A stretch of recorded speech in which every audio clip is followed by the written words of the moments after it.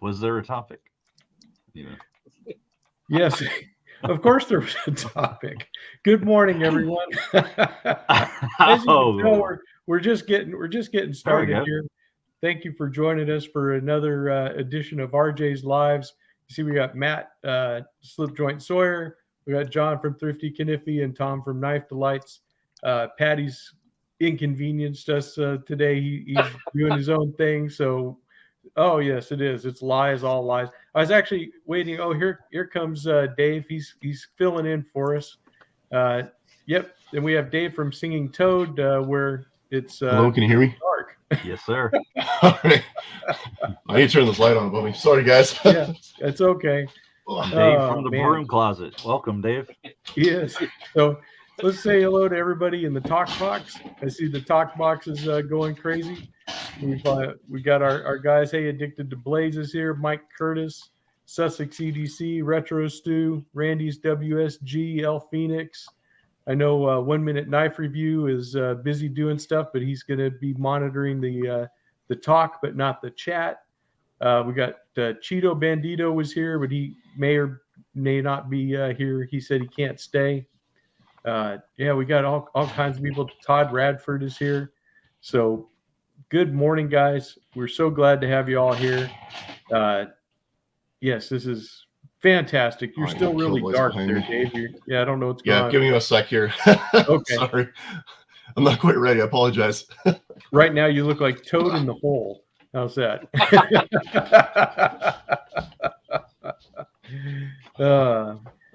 All right. So let's see if it's any better. Hey, I have There you go. an immediate. Is that better? Yeah. Oh my goodness. I'm I have sorry, a. guys. I apologize. It's I okay. have. I rushed I to got try to and say be here. something immediately. Oh, time out. I got to say, I got to make an announcement. Randy's WSG is at 666. Please, somebody go subscribe. Please, someone go subscribe. We gotta fix that right now. We can't have that. Leave it. Everyone loves that number. Leave it. I don't know. Randy might even like that number. Who knows? But while we're talking about numbers, I don't know who it was that pushed him over, but Richter Knives just got over 1,000 subs yesterday. So fantastic. You guys, thank you if you went to go subscribe to him. We still got our other channels that we were talking about. Ray at North Star Knife Reviews, John from JO Ventures, CB Tactical, Doom Crew Outdoors. They're all still under 1,000. So let's see if we can get them. And we have some new guys on the scene. Steel City Knives, Sussex EDC. We have Texas Red Blades. He just started a channel. Pocket Knives and Harmonicas. So many new channels, but definitely give those guys a sub. Let's see if we can't grow their channels. Yep, Tired Tiger. He's here. We need to get him in there. And okay, we have you back, John. So Sorry about that. That was my own fault. Oh, no Hit the wrong problem. It's okay. Yeah, and Kirby Creek Outfit is here. Jersey Pete is here. Michael Morgan, our producer, moderator extraordinaire, he's here. I think everybody's doing okay. How are you guys here on the live stream? How are you guys doing today? I'm good. I'm very well. Very good. Very good. Good deal. Doing well. All right. Well, an exciting first few minutes of the live. So, sorry, hey, again, I apologize. I'm a little rushed. Take it easy. It's okay. I may have broke a traffic law to get back here. I'm not admitting anything. It's only illegal if a cop sees it. Oh boy. Get Tom to look the other way. Yeah. Yep. Yep. Tom Yeah. didn't see. Well, it's I out of can't his see through my jurisdiction, hand. so he's okay. What's going on, Cohen? Yeah. So, hey, Donald Swartz. Oh my goodness. Yep, we got Singing Toad in the house. He is ready to go. So, you guys want to talk about your little Slippy and Thrifty show that you guys had? Do you want to talk about the making of buck knives and adjustments to slip joints and all that fun stuff. What do you guys think about beating on a slip joint with a hammer? Nah, my opinion's not changed. I'm not happy about it. I don't know. I just maybe with like a stainless steel blade, I'd think about it. But he was doing it on a straight out carbon steel blade, and I'd just be terrified it would just snap straight in half. Well, I think what John was saying was actually kind of true. If it's a knife that's easily replaced, then, you know, go ahead and do that. Last Chance Knives did an adjustment like that on his Case Trapper in 6.5 Bone Stag. And I was, you know, kind of like, oh my gosh, I can't believe he's taking a hammer to that thing. Because like I told Matt, if you break that bone, I mean, that's kind of expensive to replace that one. Yes, everybody, please hit the like button. But if it's something that's easily replaced on eBay and it's not going to cost you a lot, then, you know, it might be better to be a little more brave with that than something that's, you know, kind of new and expensive. Especially as it's not going to really stand up for their sort of wear and tear or warranty, is it? Oh, how did the blade snap? I hit it with a mallet. Yeah, that's true. That's true. It's one way to test the durability of your steel. Yeah, I think Mike on it with a sledgehammer. There we go, done.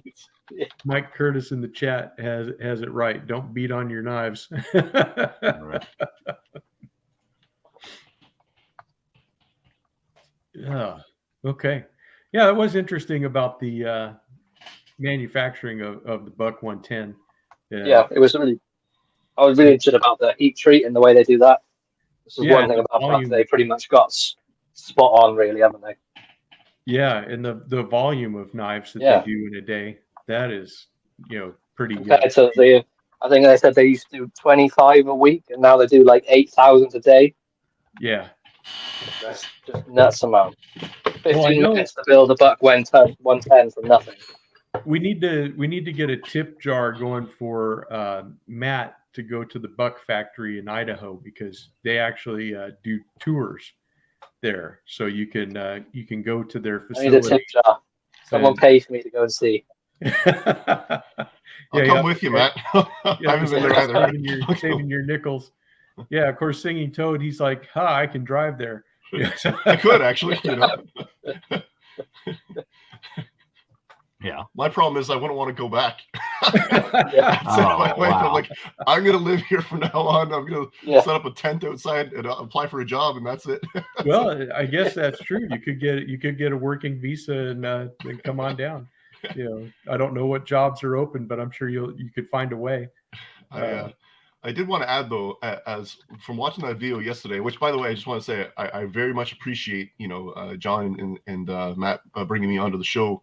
I had a blast with them, but what I noticed from that Buck tour video is you know, the volume of knives, all the automation and whatnot. And as someone who's made my own knife, like I made this thing, and this took me like an entire summer to make, you know, like grinding and all kinds of stuff. So making your own knife versus seeing it done in a factory, it just gives you an appreciation. When they said 8,000 knives a day, I'm like, ha! Yeah, try making 8,000 of these in a day. That's true. I'd legit have to be the Flash in order for that to happen. That is absolutely true. Yeah, we just had a fun time on that, and pretty much just be repeating myself. But the being able to hear from CJ Bug and them talk about the process, it's just I mean, I'd love to go on a tour or whatever they had. If they apparently they have some sort of little like historical museum within there too, if I understand correctly. Yeah, Zach in the Wild did a video. I saw that one. Them. Yeah. So you can see that video. He did like a pocket check of employees that are there and stuff. So that was pretty interesting. And then they right now, if you guys are getting Buck's emails, they had gone over to Nick's Boots in Idaho also. Right. That Doing a collaboration. Right, where you can get a pair of boots and a 110 that the boots have a sheath built into them for the 110, which I think is kind of wild, but definitely something that I don't think I'd want to put my 110 on my boot, because I'd be afraid it would fall out. Yeah. Oh man. Yeah, and then Case does tours. There's a couple other knife manufacturers that they do have tours. I know GEC has a big get together they just had last week that you could go there, and they do factory tour during that once a year roundup and stuff that they do there in Pennsylvania. So there's all kinds of stuff. If you have one near you, definitely take advantage of those things if you can. Yes, Baxter's Blade, Texas Red Blades is a channel. Please go over there and subscribe. He just started just this last week or so. And Byron says, Thrifty, you mentioned the old TV show called How It's Made. Anyone remember or know if any knife factory is filmed on that show?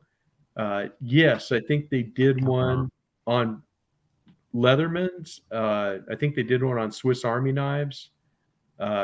There was another one that I think they did Buck, but I'm not sure. But yeah, they definitely, if you go search those, because I know I've watched those a couple of times. So Richard Moore says he's not paying $700 for a pair of boots and a Buck 110. You know what? So, I'm not either. So we're but I'm willing to pay $650 for a 110 and $50 for boots. I mean, there you go. Yeah, if I was going to, if I had $700 that like it didn't matter if I like won the lotto tomorrow or something, I still wouldn't do it. No. That's a lot of money for a pair of boots. Okay. Oh yeah, Mike Curtis said Case did one. Case Sack Leatherman. There you go. Oh, there you go. Yeah, I used to watch that show when I was on years ago, and I do remember seeing one of those three. Yeah. Yeah. Because that's how I learned. I think it was the Leatherman one, because that's where I learned about the fact that Leatherman tests their multi-pliers by cutting a nail in half. That's a test that he does. The owner of Leatherman, Tim, I think his name is. He would just take a random production model off the line, and he'd grab a nail and put it in the cutters, and if the tool failed, then he would be like, nope, these are junk. We need to stop and fix this problem. So that was I remember that from the show. Yeah, and then Cohen wants to know, this would be for you, Tom. Is there any warranty on the Swiss Bucks, Buck or Victorinox? Now that Victorinox owns Wenger, he figures it would be Buck, but he doesn't know if they would know how to work on a Swiss Buck. I have no idea. So I guess it'd be one of the two. I'm assuming I would send it to Buck and see what they could do with it. Well, you do have a mallet in your garage, right, Tom? I have a sledgehammer. There you go. That'll work. Yeah. You can fix anything then. Absolutely. I learned that this is the right tool to adjust a knife yesterday.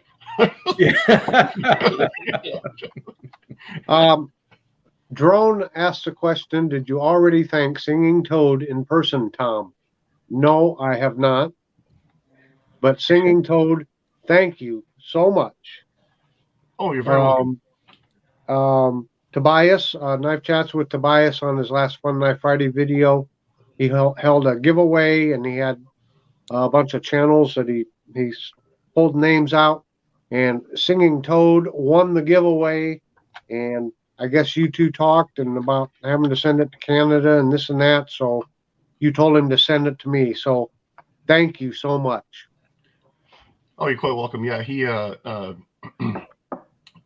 and I came to the conclusion that it would be, given what's going on with the CBSA right now, that it would be not such a good idea to try and send it here. Maybe when things cool down a little bit. But I said, just go ahead and send it to you. And then he, so that's what we agreed to do. So, but what caught me off guard is that I got the email about that before he actually showed the video. So it caught me off guard because like I don't remember winning anything. Like I need to go to his channel. I'm looking for videos, I'm looking for lives, and looking for shorts. I'm trying to like where did I win? I'm going on his Instagram trying to figure out where did he say I won something. But he hadn't put the video up. So that was very, you know what, that was very honest of him, because he hadn't put the video up when he sent me the email letting me know I'd won. He could have easily had just changed the video and refilmed it and took me out of that and acted like it never happened. I would have never known, you know. Yeah. That just goes to show you the character of Tobias, because he could have easily just edited that and none of us would have been any of the wiser, you know. Absolutely. Right. So that was very kind of him to do that. I appreciate it very much. And I thanked him very much. And I said, yeah, go ahead and send it to you there, Tom, because I know you'd get a kick out of it. I don't know what he's sending you. He wouldn't tell me. So it'll be a surprise. I hope it's the chicken knife, though. That would make me laugh so hard. All I know is you've opened yourself up to the wrath of Junior. That's all I'm going to say. I thought it was very cool that he allowed you to select who the next winner was too, Dave. That was very cool. That's very cool that you did that. You know, that the passing it along deal is very cool. And that was very, very nice of you. Well, thank you. I understand. I get it. You know, like for example, I was in a live stream last night, or not. I was watching a live stream. I wasn't in it. I was watching it with Boston there and Big J's, and he had a giveaway that was something that could get sent to Canada, and it turned out it was actually a fellow from Canada who won. You know, because he was just sending like a leather slip and some swag and stuff. You know, JO Ventures, John there, he sent me this paddle strap. This came through the mail, no problem. Okay, right, guys. Any non-knife stuff will get to Canada, no problem. Okay, right. So don't be afraid to send something like a paddle strap or a knife sharpener or a leather pouch or whatever. You know, as long as it doesn't contain a blade, it's going to be fine. You know? So it's okay if you beat somebody with the paddle strap, but don't cut them, right? Yeah, I will admit to nothing. What about if we have a paddle strap, cut it in half, and then groove out a knife and put the knife inside it, and then send it? I'm going to go ahead and say that's probably not a good idea. I would say that would be a bad idea. And I'm certainly not a CVSA agent, so. Right. Does that count as smuggling? Yeah. I'm sure it might not have being some a lawyer, sort of but I'm sorry, Duro, and I won't give him any ideas. What if we took the knife apart and sent it one piece at a time? Actually, that I don't want to get into discussing any methods publicly in a public forum on how to circumvent laws, but there are practical ways to get around the ruling. I'll just leave that up to you guys to do your own research, but there are ways around the guidelines. You know, kind of like how every time, if I can touch on a subject, every time a new like I look at a state like California, and RJ, you probably can relate to this. Every time they make a stricter gun law, immediately people figure out ways to get around it. You know. Yes. So this kind of exists with the CBSA. Every time they tighten up their grip, clever people figure out ways around it. So again, I'm not going to talk about what those are, but you can do your own research, and there are ways to get that sent to us without any difficulty. There is a full safe way. You can just send the knife, but on the package just write "not a knife." As long as they don't put it through the scanner, then you're fine. Because it goes through the scanner and they see it's like, that's a knife-shaped object. It says not a knife. No, but it says not a knife. So it's not a knife. Yeah. If it's hidden in a rubber chicken, it'll be fine, I think. Yeah. Anyway. Then that begs the question: what came first, the rubber ball or the rubber chicken? God.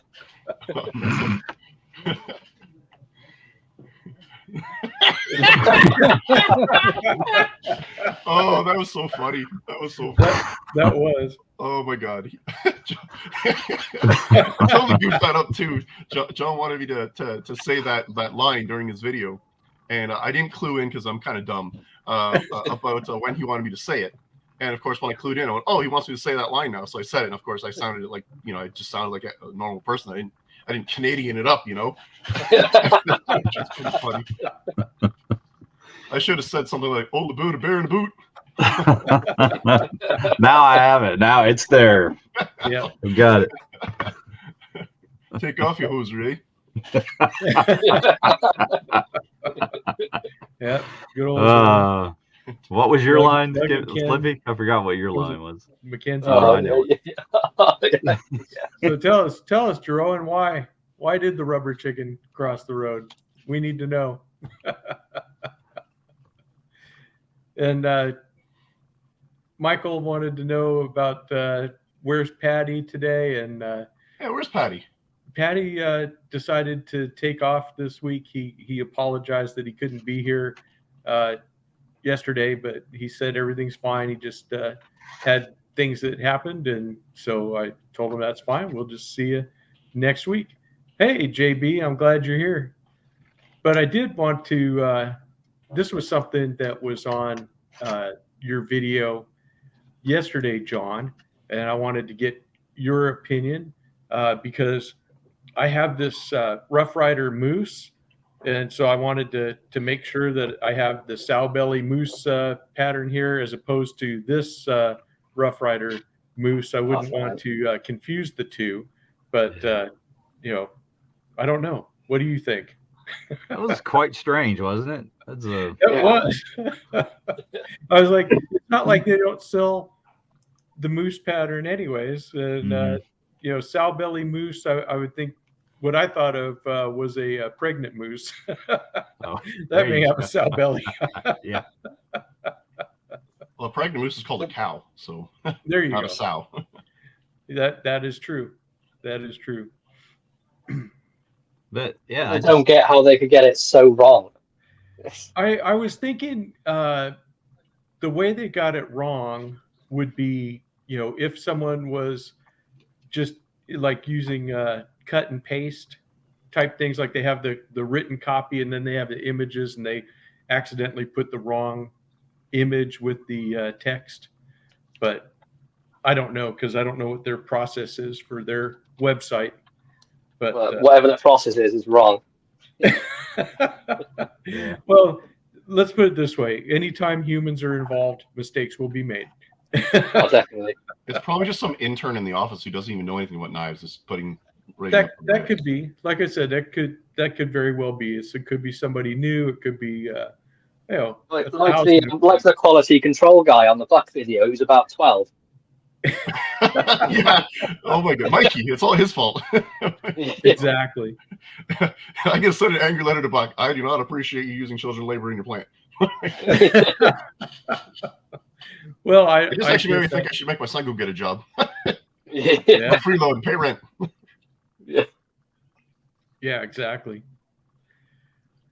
Yeah, I don't know. Or any time that they can subsidize buying their own toys. Inflation is getting horrible. So Go sell some lemonade and buy your own stuff. that's right. Well, I think when I was my first job I had, I was like 10 years old, I want to say, and I had a paper route. I had paper routes pretty much up until 13, 14, somewhere around there. And I actually enjoyed that job because the route that I used to deliver was an old school type route where they actually used to pay every 2 weeks. I have to go collect money from them. And Right. I always get tips, and at Christmas time they would give me gifts and things, and I enjoyed it. And I liked the being outside. But then when I got into high school, then I got my first part-time job, and just ever since, I've always had a job of some sort. But kids today, I don't know what it is. They don't want to work. It's crazy, Well, of course, the internet pretty much killed paper routes because nobody's getting a physical paper anymore. Well, yeah, even the town I live in here, the paper is delivered by people in a car. They just chuck it into your driveway. They don't even bother to put it in your mailbox or nothing. Half the time it's in my lawn or it's in the neighbor's lawn, or in the wintertime, we just don't even know where it goes. it's just gone. You wait until the snow melts and you have like 36 or 37 papers on your lawn in various places. Yeah, they're all piled up at the end of the driveway. It's crazy. So, yeah, but really, newspapers nowadays are kind of pointless, I guess, really, because you just go on the internet. Yeah, I think that's where most people go to get their news today. There's very little reason to get a newspaper, even like crosswords and all that sort of stuff are all on the internet too. They're all in apps and stuff like that. Oh, we have a knife alert. Tom says, I got actual knife related things to talk about. I was gonna say, what are we talking about? Yeah, let's go to Tom. Tom, I what have you a got bone there? to pick with Slippy. Uh-oh. So we're going to have some drama here. Everyone no. loves drama. Drama I on a tried- knife channel? We can't have it. I've tried to get along with Slippy. I thought he was my mate. But I'm having to reconsider here because Uh-oh. he just did the video on the Rough Rider camp knife or scout knife, the cinnamon bone stag. Cinnamon bone stag. Yeah. You know what? This was a gift from Byron Kennedy, and I know that he's in the talk box right now. Yeah. Byron, thank you so much for this gift. I just wanted to take this chance to say thank you. And I'll be doing a review, but I'm sorry, Byron. You know, it's already been done, so I don't know. But I'll try to do my best, and maybe I'll just show the knife, say I got it from you, and then like cut and paste Slippy's video onto into mine or something. I Yeah, don't you know. can do that. That's But, perfectly okay. Slippy, from now on, would you please send an email to knifedelights@gmail.com and let me know what knives you're going to review so that I can do them first? Thank you. Okay, so from now on, I'm just going to review all bucks. No, but thanks, Byron. No, it's a really nice knife. It's a chunky boy, though. It is. It is a chunky one. Yep. Yeah, I think that's one of the problems that John and I have is that we have such similar taste. It seems like we're always going round and round. You know, who's got what, and you got the same knife, John. I have not Yeah. got that one yet. So, see, you guys are safe from an RJ review on that one. Promotion alert. Okay. I'll be doing a review of this knife, unlike my friend Tom. And I got this one from, guess who?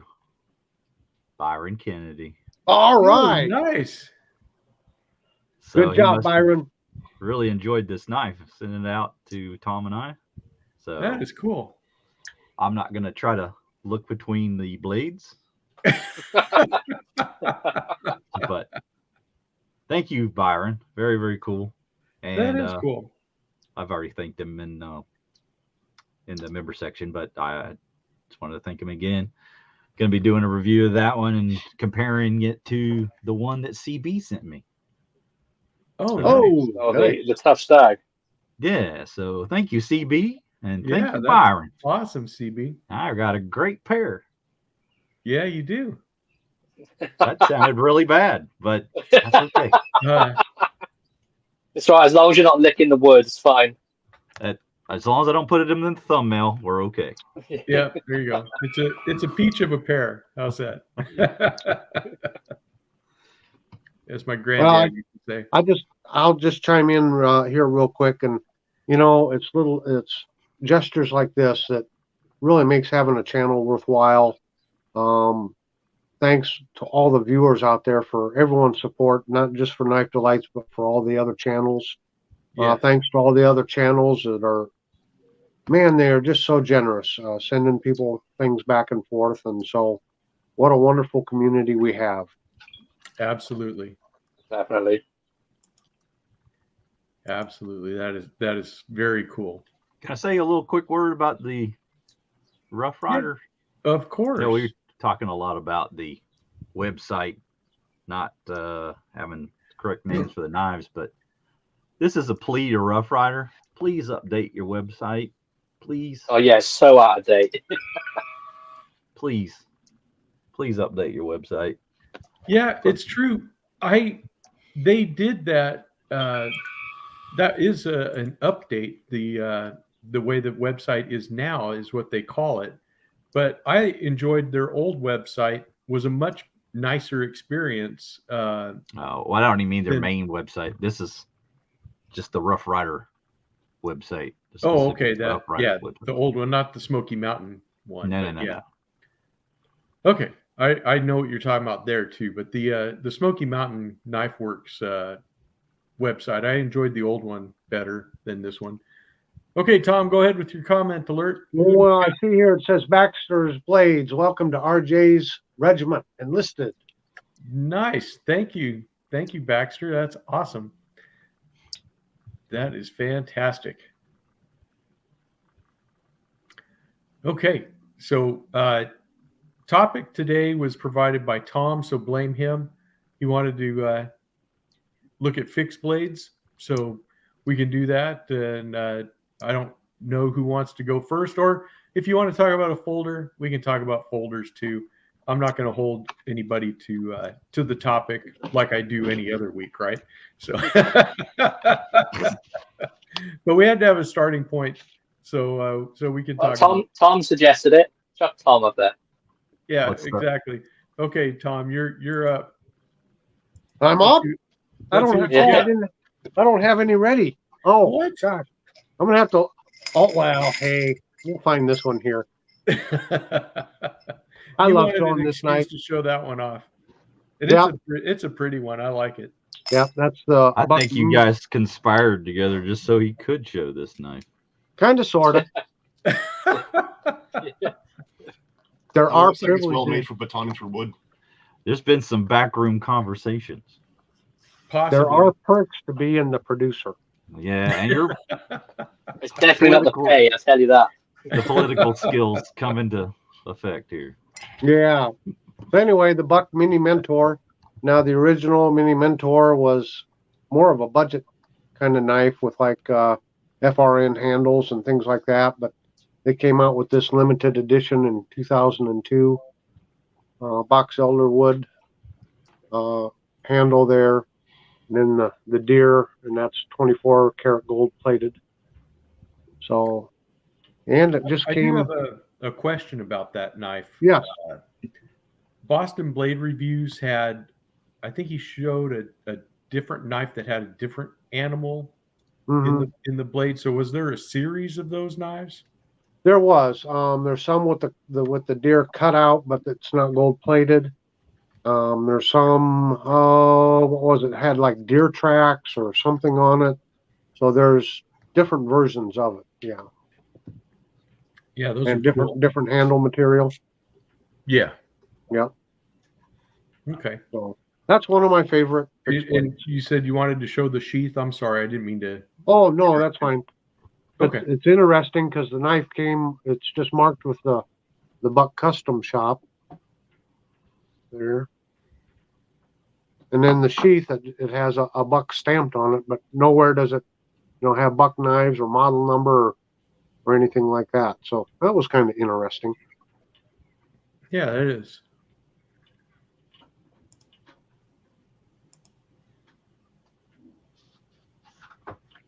Okay. One's evaporated. Well, I must have chased John away. You did. John was there, and now he's gone. So, well, as Mrs. Knife Delights would say, toodles. My lack of preparation is what brought me away. Oh, not a problem. Looks like you're prepared now. Here, while you get situated, I'll save the show. We'll go to another Buck fixed blade.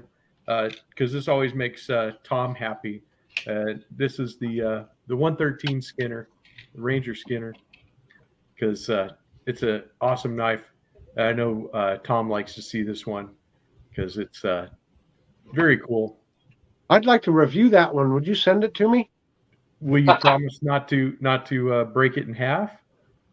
Well, the only way I would break it in half is if I was trying to center it a little bit, but.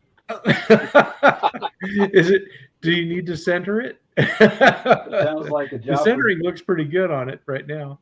Well, it could always be done a little better. Now, see the sheath. It is stamped with the Buck logo, but it does not have a model number or anything on the reverse. So I don't know if that's a new or newer thing that they do, or something that I'm not sure. Or it's wore off up there. There are some of them that were stamped, the older ones, stamped up closer on the actual loop and not down on the bottom part of the sheath. So is it worn off? I see a lot of belt wear. Yeah, there is a lot of belt wear on this. So maybe it would have been up there and it wore off. yeah, I don't see anything that looks remotely like a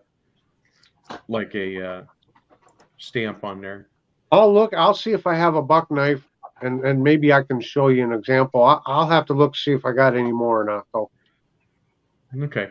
Did you want to show your knife there, Dave? I see you got your buck knife.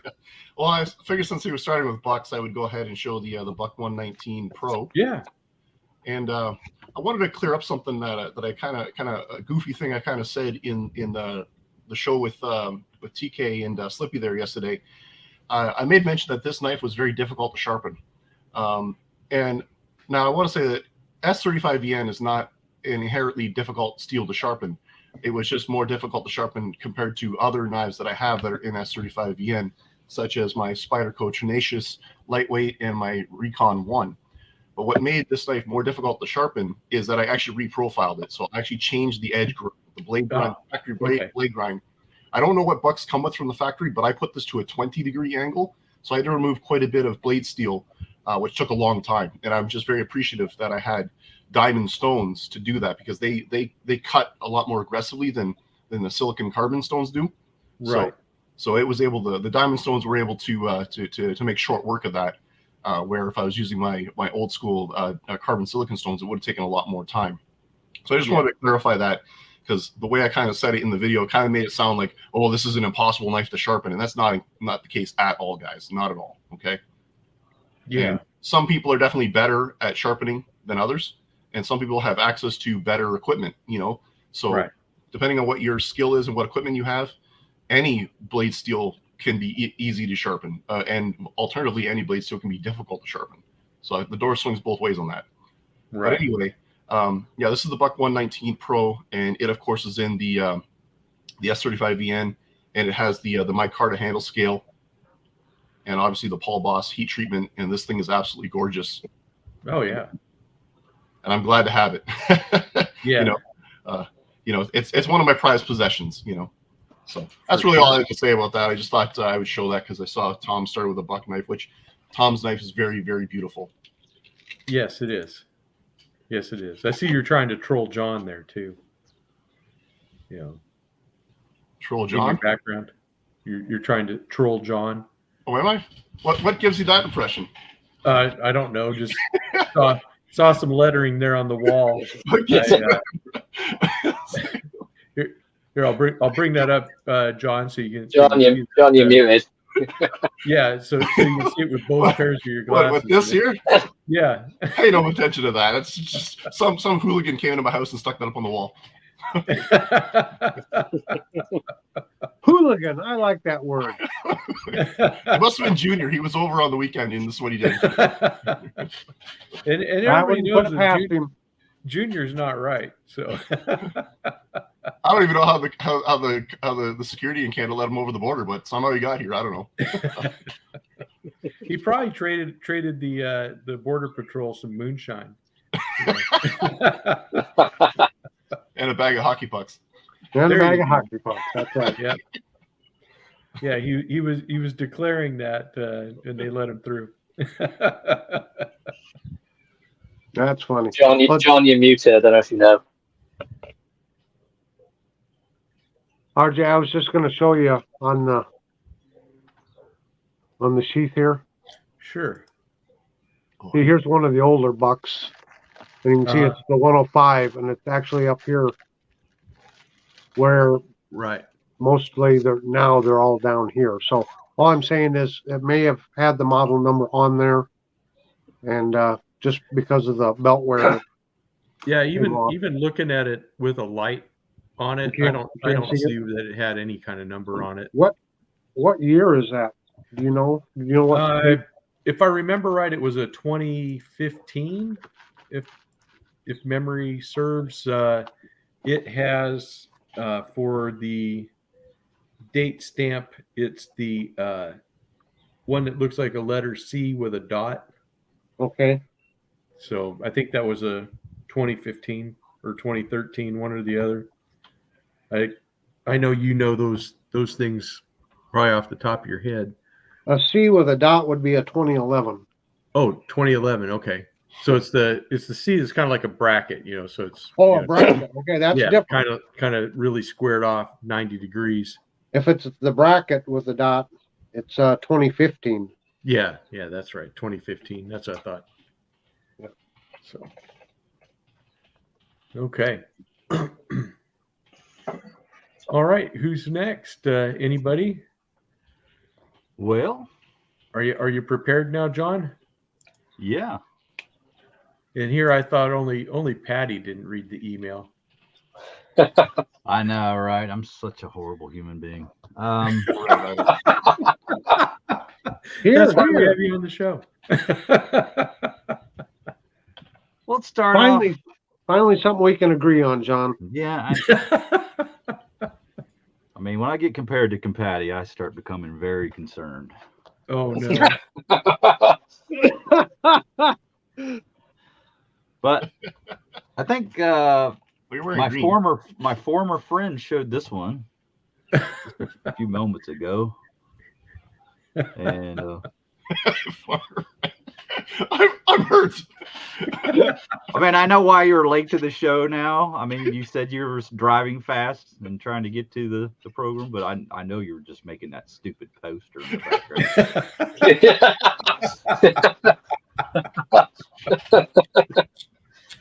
Oh my.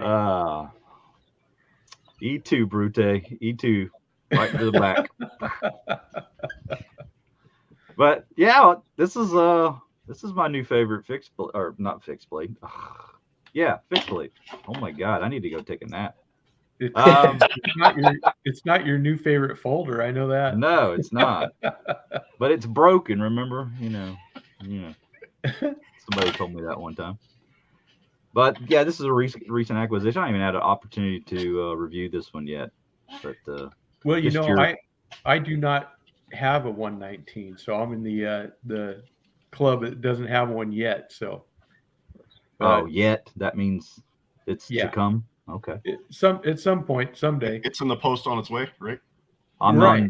I'm on that same list with the 102. Yeah. Just yet is the pejorative word there.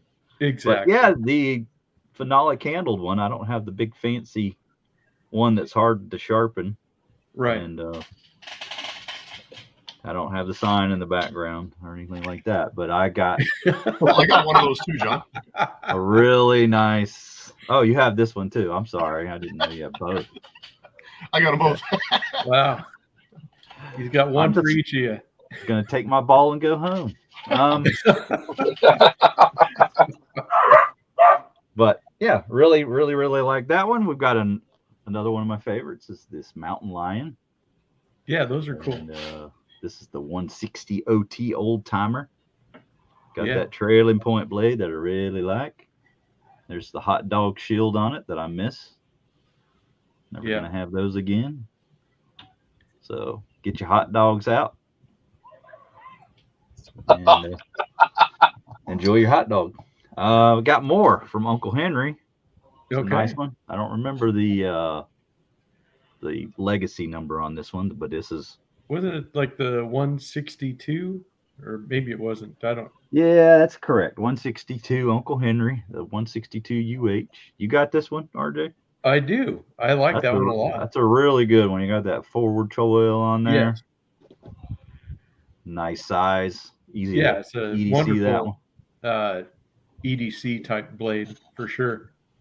Got that next gen Stagalon, but everybody calls it Stagalon. Right. So I'm gonna call it the wrong way until somebody corrects me. It's Staglon. Actually, go. John, that's Staglon. Don't call it Stagalon. Who is that guy? We have a new guest on the show, ladies and gentlemen. Would you like to introduce yourself? I'm from the talk box. I'm an internet expert.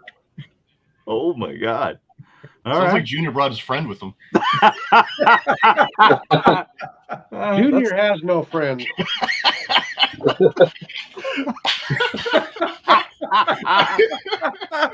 Hot dog. Oh goodness. The way you talk about your son, that is just unacceptable. Then we got this one, another Uncle Henry. It's a fun one. That's a little bit of a step up from the one before, but you can still use that choil up front of the guard there. Pretty neat. Yeah, I really like the blade on that. This is I want to say Oh man. oh no. Oh yeah, this is the one without a name. It doesn't have a name. This is a more modern one that they've released, and so they didn't really associate a name with it. It's the Clint Eastwood of knives. Yeah, 1134. That's what we'll call it. But Yeah, that one's there a you go. nice size too. It's just a little bigger than the other one. So if you want to do a little more serious work, but that's a nice clip on there. Look at that genuine, large clip on that one. Yeah. Yeah, that's like genuine stag alarm. Stag along.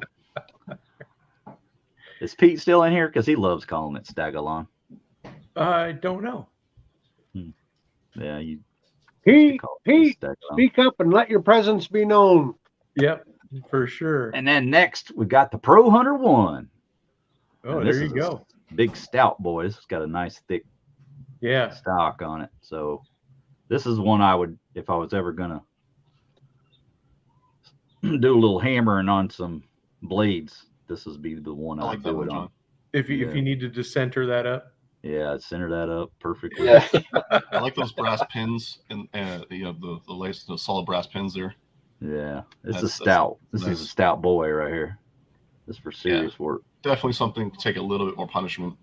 Yeah, and it's still got that nice grip to it. Really like that. So all of my favorite fixies. There you go. And then I got the case fin, which I'm not going to show again because I've showed it so many times. But Okay.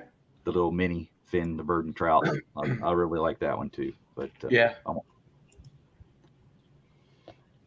Well, John, you talk about how I talk about my son. North Star Knife Reviews finally revealed the secret, so I'll reveal it to everyone else. RJ is actually my grandson. So oh, if you think I'm mean to my son, wait till you see how I trash my grandson. Oh no! Oh no! I'm all in on that. We'll But I was hoping for the inheritance now, Pappy. That's what it's all about. That's all he cares about. the money. Yeah. Wondering what knives are going to get willed to Well, him. Yeah, it's not even the money. He just wants a collection. Exactly. I wanted to enjoy it before you pass away. Let's get back to knives. You brought it up. Oh, go ahead, Singing Toad. Oh, Oh no, you go ahead. You go ahead, Tom. You go ahead. You're Real already quick. up, Grandpa. Go ahead. Mike Curtis said, "Hey, more bird and trout knives." So here you go. This Okay. is the Bear and Son with the stag handles. Just a beautiful, gorgeous knife. I love this knife. That's a hell of a polish on that blade. It is. Yeah. Now, I know some people talk about Bear and Son's quality control at times. I don't know. I've only had this, and I had one other knife that I actually gave away to my little brother, but nothing wrong with the quality on this one. It's gorgeous. And comes with a real nice sheath. I like that sheath, Tom. Yeah. So of the bird and trout. Nice simple belt loop. Nothing. Yeah, it is. Fancy there. I Nice like double stitching there, heavy duty stitching. That's all you Oh. need, really. Very nice knife. Is that real stag or is that the stag alone that everyone's talking about? Oh, no, this is real stag. There you go. Very And nice. before you go away, Big Red EDC just gifted a membership on your behalf there, RJ. Nice. Who was the lucky recipient? It doesn't say, 1 minute knife review. Oh, cool. Well, welcome, Excellent. Patrick. That is awesome. Very kind of you, Big Red. Yep. Thank you, JB. For sure. Well, if we want to see some bird and trout nights, I think you had one, didn't you, Dave? Oh yeah, it's, I'm kind of between screens here because the comments on the StreamYards aren't working, but the comments Okay. on the live stream on YouTube are working, so I have to keep flipping between screens to keep up with everyone because I don't think people think I'm snobbing them by not answering their questions. It's just I hear you. Well, if you don't want to go, if you want to. No, I'm ready. I was just Okay. between screens. That's all. All right. So I was born ready. All right, there you go. All right. So this is. I'm not exactly sure if it's classified as a bird and trout knife, but I could see it being used that way. I would say it's more of a caping knife. This is the Uncle Henry knife. Right. That in my last video I kept referring to as an old timer because I'm dumb. Oh my god, I don't know what's wrong with me. I kept saying, "Oh, this old timer knife." Oh, it's Uncle Henry. Well, it's easy enough to do, between Schrade, Uncle Henry, and Old Timer. Yeah, because they're all It's one and the easy to same, do. really. At the end of the day, Yeah. it's kind of like It's saying. okay. We're all trained professionals. It's fine. Yeah. Oh yeah, you say something wrong and people jump all over you. Let me tell you, It's true. it's the armchair warriors come out full force. But anyway, we have this has the Stagalone, that ultra rare material that comes from far distance. It's only in Quebec, right? Yeah, it's actually mined in Quebec. It's deep under the ground. Very, very dangerous. 50 people a week die trying to get the stuff. It's ultra rare. So Yeah. yeah. So this is a nice little dandy little knife, and I actually like it a lot. And I actually sharpened it and reprofiled the edge, put a 17-degree edge on it. This thing is extremely slicey. So Nice. it'd be nice to actually get this thing out and give this a try doing a field dressing of an animal. And I do have another knife that has this Stagalone material. This lovely thing. Oh, that little piece you have there. This is one of the smallest knives that I own. That's a pocket knife. That's my neck knife, actually. Nice fit. Have you centered the blade correctly? Well, I'm gonna drop this thing on me and just lop my freaking legs off. It's a good thing I have health insurance. What can I say? But this has the where does it say here?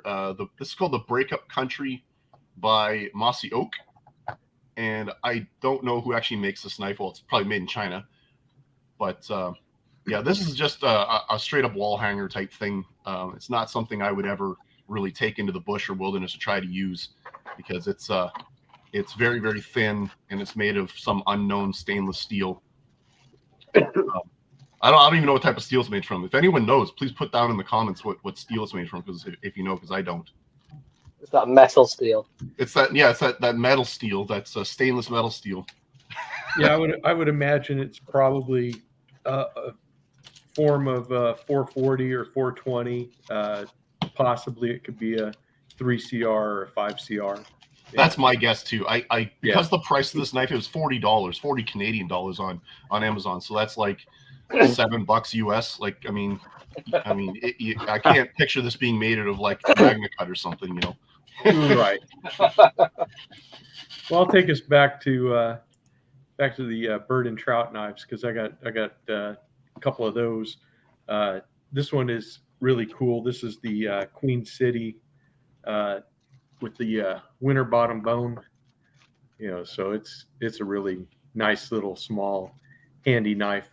I like these little knives. They just appeal to me. They're just neat. It's got the little etch on it, so it says Queen Steel is what it says on there. But I believe this is a 440. If it says it on there, I don't. The series is 440C, I believe. 440C. Yeah, so it's actually a nice steel, but I really like the winter bottom bone. I think is really very cool. And then we have the Rough Rider. Thankfully, I put that in its sheath before I dropped it. This is their little bird and trout knife with the stag handle, and this is real stag. So really nice. I like this knife too. Very handy. I just like small fixed blades. I'll probably say that at least one more time as I show you this one, which is the Roper bird and trout, and this has the zebra wood handle, and that's a fun little knife as well. I enjoy Yeah, I think it. that's my favorite one of the three. I really like the wood on that. Yeah, the wood is really nice, strong grain on that. I think I mentioned in the video for it what was interesting. These dark lines when I received the knife, it was wrapped up in a plastic bag, and when I unwrapped the handle you couldn't even see the grain on. But then within an hour of it being exposed to oxygen, it just kind of all came out. So I thought that was a curious thing with the wood. I didn't expect that, but I was very happy when the grain did show itself. All right, I will let you guys go and take a turn. I think Slippy hasn't showed a fixed blade yet. Well, I will show my one and only fixed blade. Well, I have a couple, but I mean they're bayonets. If you'd like to show, You can show a bayonet. a folder or a bayonet or No, I anything. have a fixed blade here. I'll show my little fixed blade. Okay, we'll do that. So this is the Twisted Gambler from Twisted Assisted here in the UK. Oh, that's nice.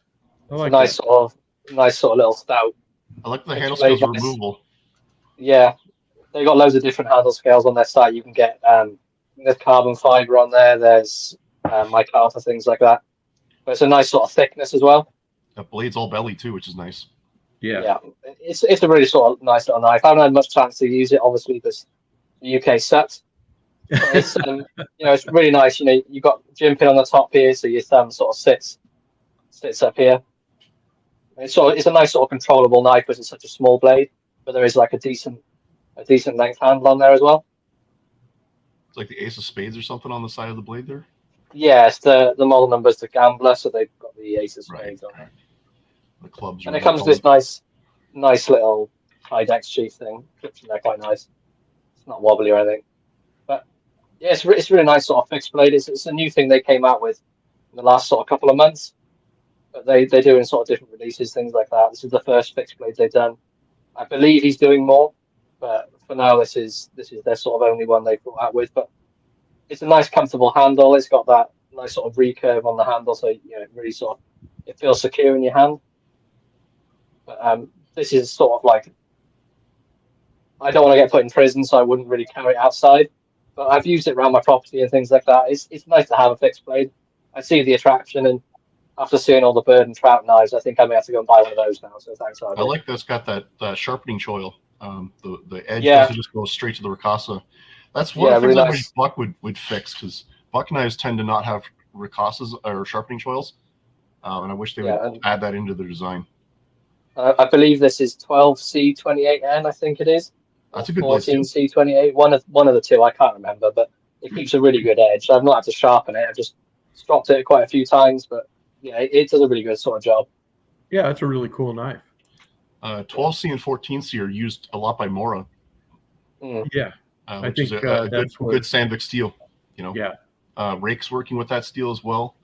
There's a few manufacturers that are working with the Sandvik steels now. Yeah. I would actually like to see it being used a lot more. Even the knife that I have in my pocket right now is in 14C Sandvik. That's this guy right here. Yeah, let's take a look at that. So that's the CKC Sleeper, and it's in the 14C 28N Sandvik steel. So yeah, very nice. Blue micarta handle scales. Yep, I like that. Yeah. Yeah, 14C is a great blade steel. So is 12C. They're both good blade steels. They're both budget friendly, and they hold an edge really well. And they're a pure steel, like they're a clean steel. If that makes any sense. Yeah. They're not a dirty steel like HCR 13 MOV. I'm not bad mouthing HCR, but they're known for having a little more impurities in their steel mix than the Sandvik steels do. I see you're ready there, Tom, and then we'll get to you, John. We have a viewer that's on here or in the talk box just about every week, I believe, or every week. That's Addicted to Blades 2. I feel like I'm always letting him down because I really don't have anything to show that's really appealing to him and his genre. But those that like swords and katanas and such, check out Addicted to Blades too.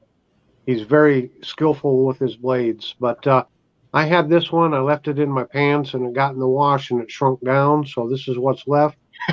But this is the CRKT Obaki. But yeah, it does have the old Japanese flair, I guess you would say. Yeah, And, you gotta be careful with traditional Japanese knives. They're sensitive to water. yeah, no kidding. It's weird because they use water stones to sharpen them. I don't get it. Yeah, that's right. They shrink the edge. That's how they get it sharper. Yeah, I can see that. What's neat about this one, it's designed, you can put this like around your belt or belt loop and then tuck this into your waistband. So you can, so this is being held so you can just pull that away and it leaves your sheath dangling there. So you can get to it really quickly if you needed to. And then again, the sheath stays attached to you so you can retrieve it and put it back in. But it's kind of got this faux eel skin and everything.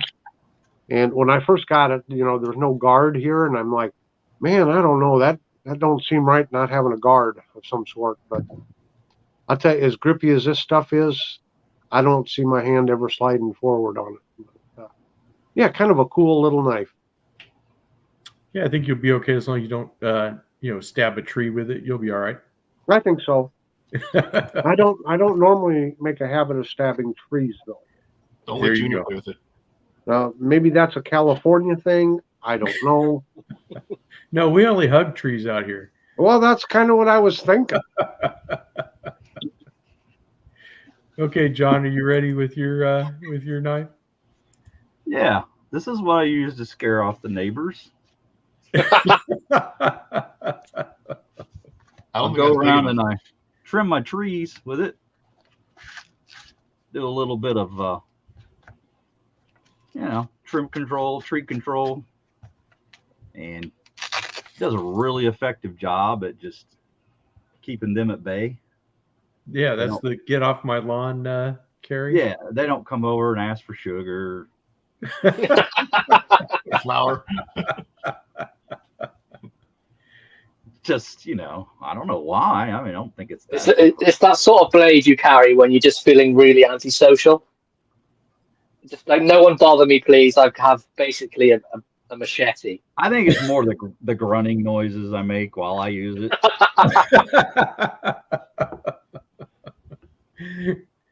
I don't know. Although I bet Can we have an example? I mean, I don't look like a really intimidating guy, do I? I don't think so. Well, only when you have that in your hand. Oh. There you go. But yeah, I use that all the time. It works Nice. great. And then, speaking of more knives, my good friend Cuddles loves himself a Mora knife. Is North Star still in here? I don't know. I'm gonna, what I'm gonna do? I'm gonna do a quick giveaway for North Star and North Star alone. If he can say I'm in the channel right now and talking, he gets one free Cuddle credit. Wow. Wow. And that doesn't come cheap. There it is, Cuddles. You have earned yourself one Cuddle credit. But yeah, that's just your basic 510 there, I think it is. Oh, he And- says he's in. Woohoo. Oh yeah. He's gonna get really excited about this one though. Look at that one. There's another Mora knife. This one I won from Big J's live chat. They were giving away some stuff, and so yeah, that's a really nice one. It's got the carbon blade on it. Yeah, that's the part of the Mora Black series. Yeah, They have Pathfinder. a They slightly shorter one too. call this one the Pathfinder. It's got Yeah. a carbon steel blade, that black coating on there, or I guess more of a anodizing. I don't know. It doesn't really look like a coating, more of a anodizing. But yeah, really happy with that one. I might have to carry this on the other side while I'm using this big guy. Right. The It'll balance dual you out wells, so yeah. you don't Yeah. so you don't have a list. Right. You're ready for the zombie apocalypse. Absolutely. go. I'm ready for anything with those two.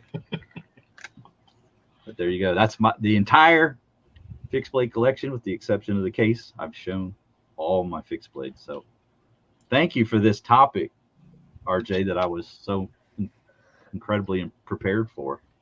Like I said, you can blame Tom. It was Tom's idea. Was it? Yes. Thank you, Tom. All I've got to say is, Slippy, you better be watching and monitoring this situation between TK and Cuddles there. So I'm very aware of the situation. I'm not happy about it. okay. Oh my.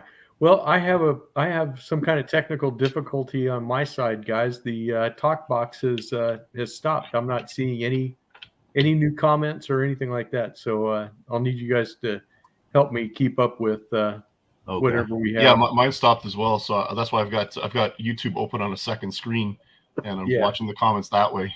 So Okay. So if you keep seeing me look back and forth, that's why. Oh, no problems I'm at looking all. at two different screens here, trying to keep up because the StreamYards one isn't working. Yeah. My comments or my talk box is functioning properly. Okay. Hey, just another reminder, everyone, make sure and hit that like button. Let's help out RJ. I don't know why we want to help him out, but I'm required to say that contractually. Okay, so hit the like button. Wow. You don't know Feeling the why? love right now, aren't we? I mean, Honesty is the best policy. That's what my mother taught me. but Grandpa, we're family. You're adopted. Cohen says that please now move on from fixed blades. Thanks. Please move on from fixed blades. Cohen is What- now what- directing. What else does he Cohen want to is see now that we don't directing the have? show. There you go, Cohen. What would he prefer us show that we don't have? You got to give a suggestion if you want to. Yeah, exactly. If you don't want the fixed blades, at least give us something. We need something to work with. I waiting want to for- see what Singing Toad has. He's shown that before, and I love it. Yeah, I was gonna say we got a good old. Is that a Groman? Yes, Oh, this that's is a the Groman, the commonly known as the Canadian belt knife. But the reason why I'm showing this one is to touch on something that Tom said, or I think it was Tom. One of you said it about wood handle scales. I forget who it was now. But this has the rosewood, and the Groman Canadian belt knife on their website is customizable. You can actually get it in the stag bone. You can get it in different finishes and different blade patterns. And it even comes in carbon steel. This one happens to be in the stainless, but it does come in carbon. And you can actually even get it with different blade grinds. So, there's a version of this that tickles everyone's fancy, basically. But what I wanted to mention is that on classic knives, I prefer wood handles. I just like the feeling of wood in my hand on a knife, especially a fixed blade knife. It just feels warmer to the touch, if that makes any sense. And for me, I just like to see wood on a fixed blade knife. That's a traditional type knife. Obviously, on a modern tactical, like a cold steel or something like that, it doesn't really make sense. But micarta or something, or G10 is a smarter choice on those knives. But on something like this, wood or bone, just to me is the right choice for any type of traditional pattern type fixed blade knife, if that makes any sense. Oh, and I thought of something else too. I can't remember who it was now, but I think it's actually RJ, that you have like a kind of a Canadian belt knife that's made by a different company. Yes. It's like an 8 CR or a OS 8 steel. OS 8, yeah. And I mentioned that to John and Slippy there yesterday. I couldn't remember exactly who it was. I thought it was you. Hunt Shield. Hunt Shield, that's right. Yes, I actually have a couple Hunt Shield knives. I was going to say that if these things, these Groman knives, they're not cheap. Like here in Canada, these are $100. Okay, so Right. shipping them, if you're going to order them internationally, it's going to cost you more, shipping and handling and all that jazz. But you can probably acquire. I know Cold Steel makes a Canadian belt knife. In fact, I think that's what they call it. I think it's actually called the Cold Steel Canadian belt knife, and it's a lot less money. And of course, the Hunt Shield is a lot less money. If you can't afford this particular one, you can get other ones that are for all intents and purposes the same thing, just for less money. Right. And that's really Yeah. all I had to say about that. That's a knife that definitely I have to make a review on it. Stuart Harvey sent me that knife, and oh my gosh, it's probably been a year now. Okay, do we want to do comment alert, or do we want to see John's knife? Can I real Knife. quick, Yeah. Now I don't know what YouTube's doing. They used to call them super chats. I'm assuming that's what this is, but it says El Phoenix, a member for 9 months, and I think he put a message up there. Join RJ's regiment. So they used to say super chat or something, but Right. Yeah, they now used to they say don't. something. But I guess this is considered a super chat. So I just want to say thanks, El Phoenix. Yep. Thank you, El Phoenix. Take it away, TK. Yeah, I just want to point out that North Star has donated this cuddle credit over to RJ, so now you are now entitled to the cuddle, RJ. Wow. Very Nice. kind with him. But I forgot a fixed blade, so as he was talking about the wood handled one, I was thinking, well, I like leather stacked leather handles as much as I like the wood Yeah. handles, and I don't have to lick it to figure out what wood it is. Jeez. So there you have this little Rough Rider that I got recently, also from Big J's contest, and it's got the put a little lanyard on there, make it a little easier to carry. It's a little short, a little small for any kind of practical use. So putting that on there makes it a lot easier to use. It's a really neat little sort of bird and trout style knife as well. So one that I almost that is overlooked. I have it sitting in a different place, so I almost forgot about it. There I you thought go. that was a fishing lure dangling off the end of it for a second there. Like it was a crawfish type Oh yeah. gulp bait or something. Yeah, that's what I thought it was. Okay. There you go.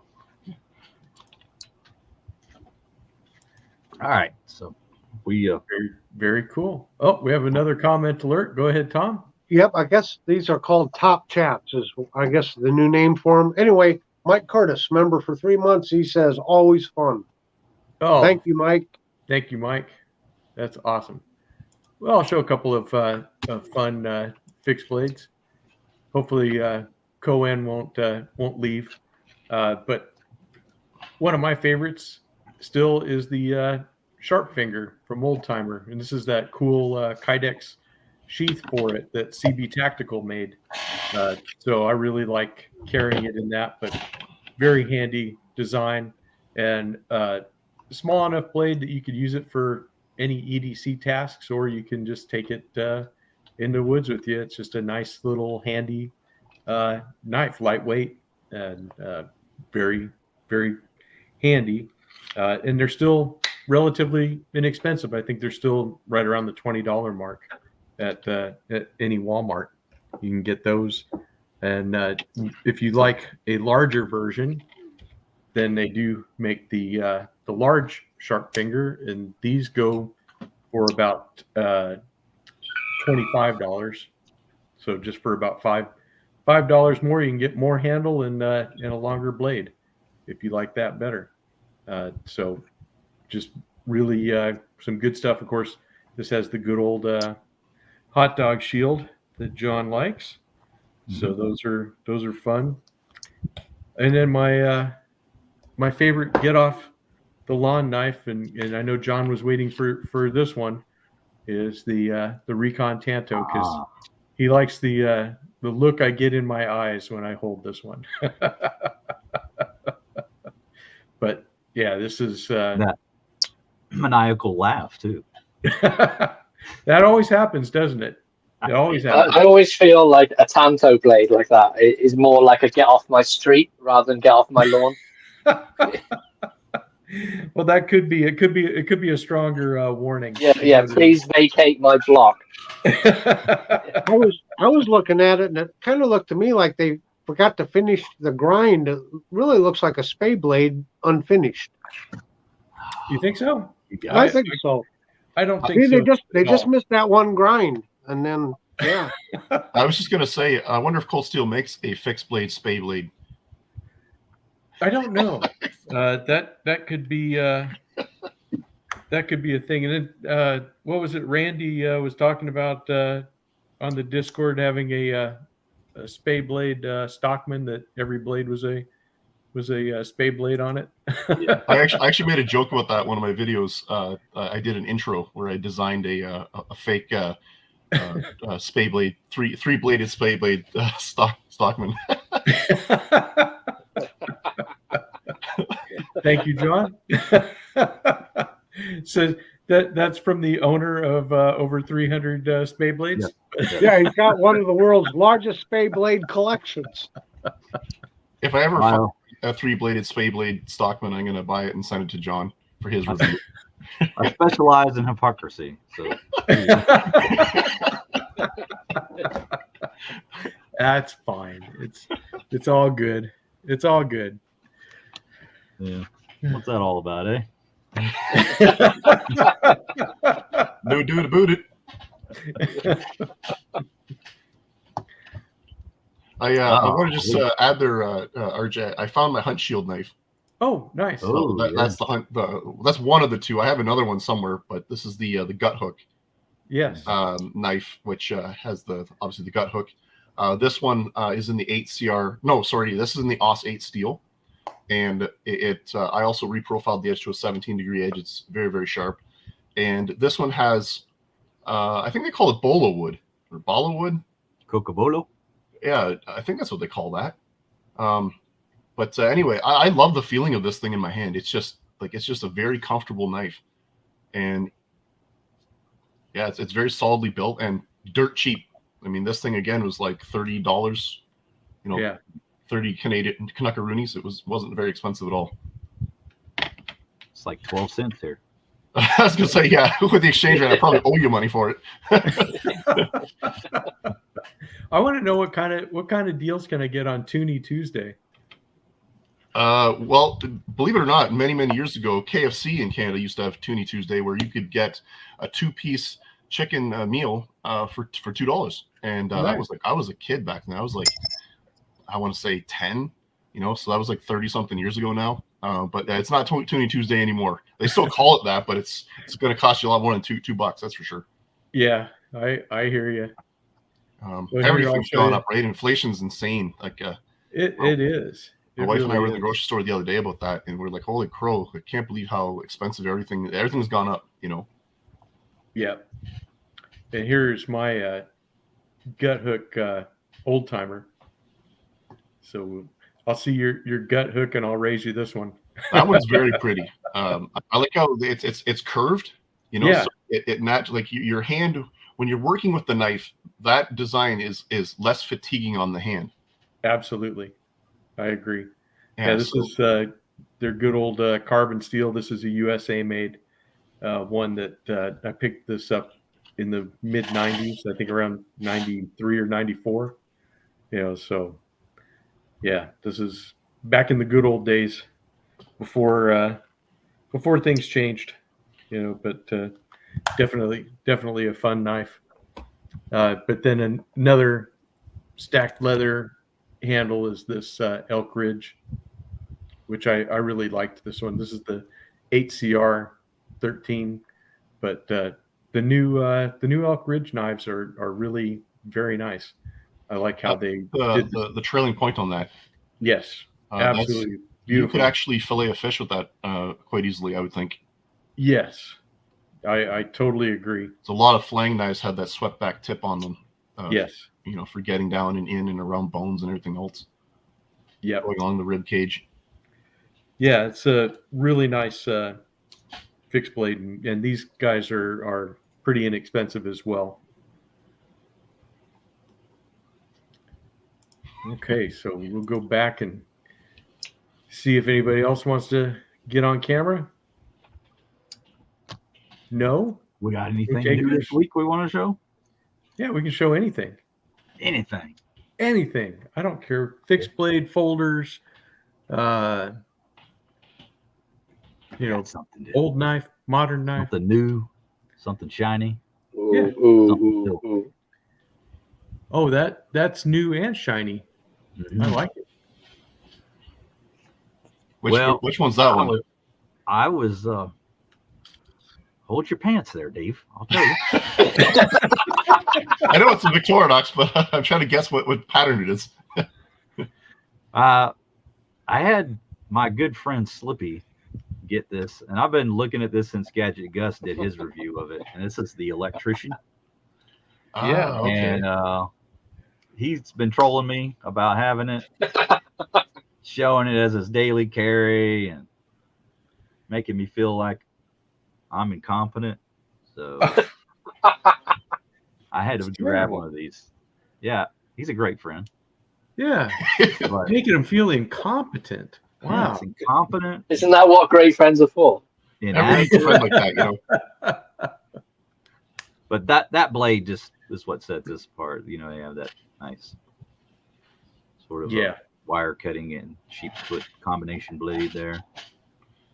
Such a beautiful design. It's more Yeah. of the 2-layer, still pretty slender, Yeah. but you know, just a Alox. Beautiful, beautiful love. I love these knives. Love them all. Every time Yeah. I get another one, I'm like, I think this is my favorite, and then I get another one. I think this might be my favorite. So What I love about the Alox knives, is with the scales being more slender than the Celador ones, right, but then the blade stock is thicker on those Yes. as well. that's right. So I do like that a lot. Beautiful design. Yep, absolutely fantastic. It looks like Singing Toad also has one. Let's take a look. Jo really likes that one. Jo, yeah. I was just showing this is the only one I have that's in the Alox series, and this is the Pioneer X, and Nice. they get the X from the pattern of the scissors is what I've been told. Yes. But this one's super useful because scissors are a nice thing to have in a Swiss Army knife, or just to have a small pair of scissors on you. And I carry my Super Tinker every day, and it's got the scissors as well. And there's times when you need to be a little bit more discreet, and you need to cut like a thread off your shirt or off of anything really, and pulling out a little wee pair of scissors is going to be a lot less intimidating than a knife in some situations. I completely agree with that. So it depends Plus- where you are and whatnot, and the crowd you're around. But I mean, I know Yeah. I have within my own family and circle of friends, I'm the weird knife guy because I'm the weirdo who they think, oh, there's Dave the Rambo, because he's always got 10 knives on him at all times, Yeah, that sounds familiar. and Yeah. because people where I live, knives aren't really a thing, and I'm not even joking. I've been in scenarios where I've pulled out a little dinky tiny little knife, like a little Spyderco grasshopper, and people around like, whoa, what are you doing there, Rambo? Put that thing away, like how dare you carry a knife on you like that? And it's like, chill out, So What I think is bad is that John considers me a weird knife guy. So I think it's safe to say that we're all weird knife guys. That's what hurts the most. Oh, What you got there? In fact, hold on. I'm gonna show you my favorite fifth pocket carry. This might be why John says so, but this is probably my favorite fifth pocket knife. I just carry this little guy, and that really is it sends a message when you go to What's pull that? it. Is that your rib tickler? I have a little string I need to cut off my jacket or whatever, and When you want to do your best Mick Dundee impersonation, exactly. Yeah. just on a knife. lies, all lies. It is all lies. That is a nice knife, though. Yeah, it's a fun one. The old timer Bowie. So Is Yeah, it a when we- real full tang knife? yes, Okay. it really is. Yeah. Yeah, there's a lot of knives that are like that aren't actual real full tang knives. And if you ever tried to like chop into a tree, it'd break right in half on you. Right. This knife is fairly light, so it's not real heavy, and the blade stock is not real super thick. So I don't know if this would be one I would trust to do a lot of chopping with, but it does fit the bill for if you just need a large bowie for whatever reason. And on YouTube, it's just whenever you're going to show buoys or whatever. But they're kind of a cool knife to have, But as far as practicality, I would never Zero. take this thing to be a chopper or something. That's where definitely a hatchet or a camp axe comes in. This I trust would probably break. Well, yeah, that's my attitude as well. Like, even though I have a big goofy knife that I made, this thing's in 1/4 inch thick A2 Right. tool steel. This is serious business here. But still, when I go camping or into the wilderness, I'm not bringing this with me. Right. I'm bringing a hatchet or an axe or a chainsaw or a swing Right. saw. Depends what Yeah. I'm going and where I'm going and what I'm doing. But around the camp, I'm using saws and axes. I'm not using knives to chop down trees. Yeah, I always got that about the bushcrafters and stuff, and batoning, with a knife and stuff like that. And I understand, like if I was maybe somewhere where I didn't have an axe or something, then yeah, I might be reduced to do that. But I usually think of it as it's a great way to break a knife. But Well, At least you know how to fix the centering now, so that's fine. right, Yeah. it will fix the centering, that's for sure. All right, Tom's trying to get our attention. Tom wants us to see his rubbing compound there. Absolutely. Hey, I'm just trying to answer a viewer question. Sure. Tom Weigert was wondering, how do you remove pitting and other blemishes off of a knife blade? He's been using case paste and it's not getting the job done. Tom, I do have a whole playlist of some of my knife refurbishing videos if you'd like to check those out. I kind of go over it. If you have pitting on the knife, really the only way to get rid of pitting is to sand the pits away, but it depends on how deep the pits are, so how much metal you're going to be removing. If you have pitting on both sides, it's going to take a lot of sanding to get the pits out. That's why I'm always saying, when I refurbish a knife, I want to get it cleaned up if it has a little bit of rust on it, because you want to stop it before it does start to pit. What I've been successful with is using something like this. This is you can buy this in an automotive store, hardware store, just a rubbing compound. This is the number 7, which is the finest or the lightest. You can get it with heavier grit. And then I use my Dremel tool with the little felt wheel on it, and it does a pretty good job of cleaning those blades off. A case paste and polishes really don't have a lot of grit in them, so it doesn't really remove stuff. It just shines up, what you have already shiny. So I would suggest try using some rubbing compound. If you use sandpaper, you want to start out with very, very light sandpaper. Start out, I wouldn't go less than or higher than or less than 400 grit, and get up to 1200 to 2000 grit. You can start like the first time when you start, go vertically or horizontally with like the 400, and then if you go up to 600, then you want to do it up and down vertically, so you don't keep adding adding to the scratches, because then they're harder to get out. And then you step it up again, and then you go horizontally back again. It does take a lot of work if you're doing it by hand. I've not tried to use power tools or power sanding any of them to get pits out, but with some sanding and some time, a little bit of elbow grease, you can take most of the pitting out, again, depending on how deep they are.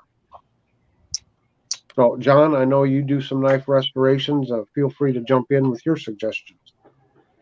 Yeah, I mean, if you're looking to get pitting out on an old knife, you've got to be prepared to spend hours and possibly even days on it to sand it all out, and got to use the appropriate grit to get the deep grooves out. And then thing you have to consider is everything that when you start with the grit,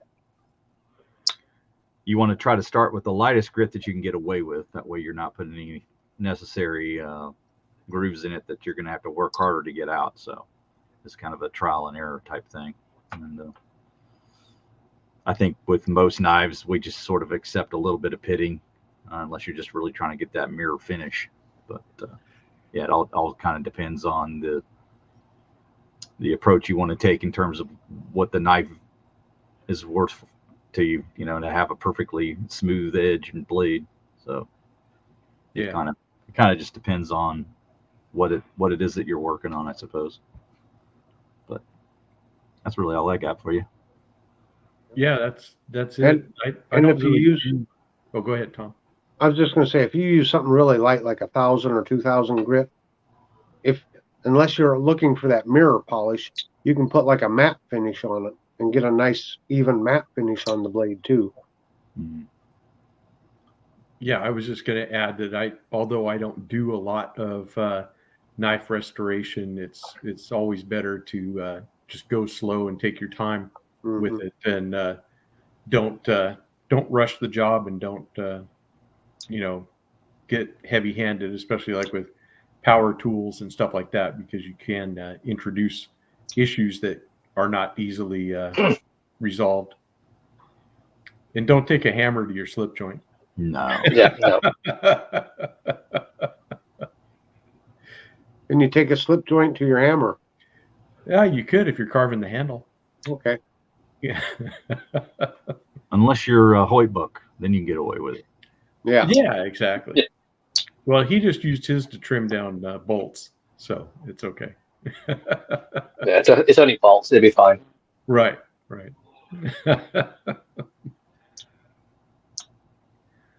All right. Did anybody else have a knife they wanted to show?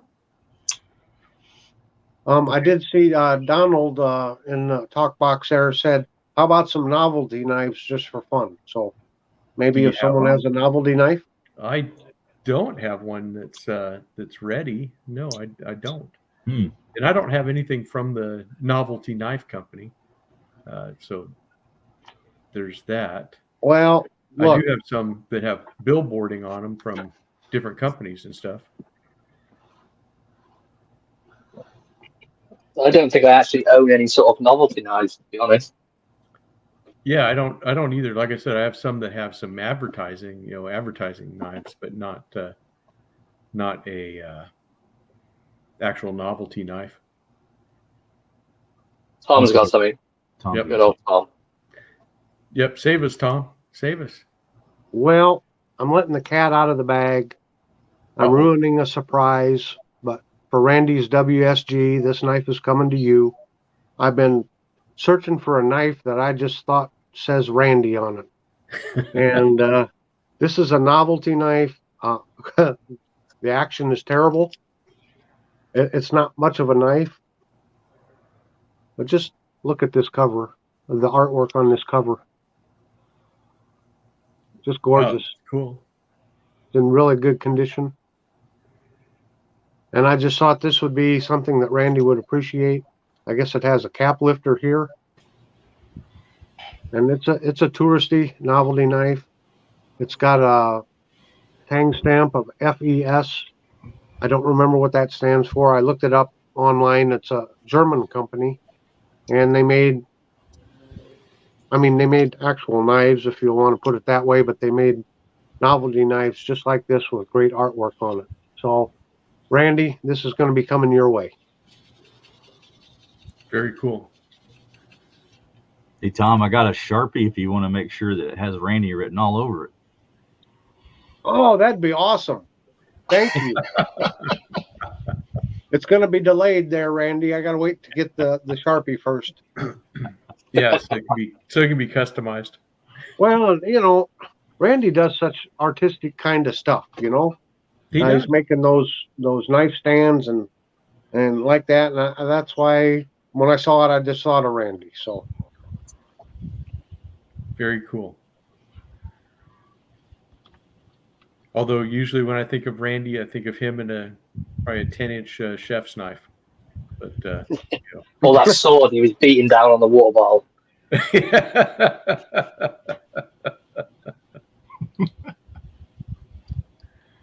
Oh, Randy says he was just about to upload a video about wanting a knife with a cap lifter.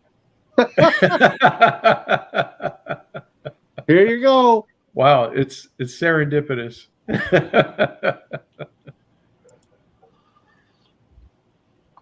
All right. Well, I got a couple of fixed blade neck knives. So I got my little CRKT Spew, which is a super nice small warning.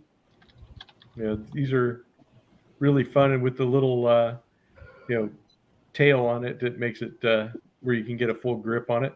It's got a little bit of a ramp here for your thumb, but yeah, just kind of a fun little knife. And I have, gosh, where did it go to? I just had it a second ago. I hate it when that happens.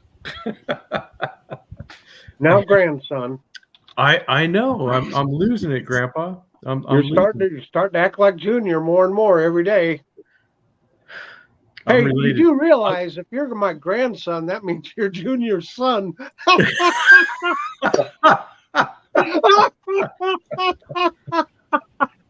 Apparently, I missed something really funny. I didn't know he could reproduce. Yeah, it could be Junior's brother's son or his sister's son. He's my only child. I'm going to ask Miss Tammy about that. Oh my god! Oh wow, this took a turn for the worse, didn't it?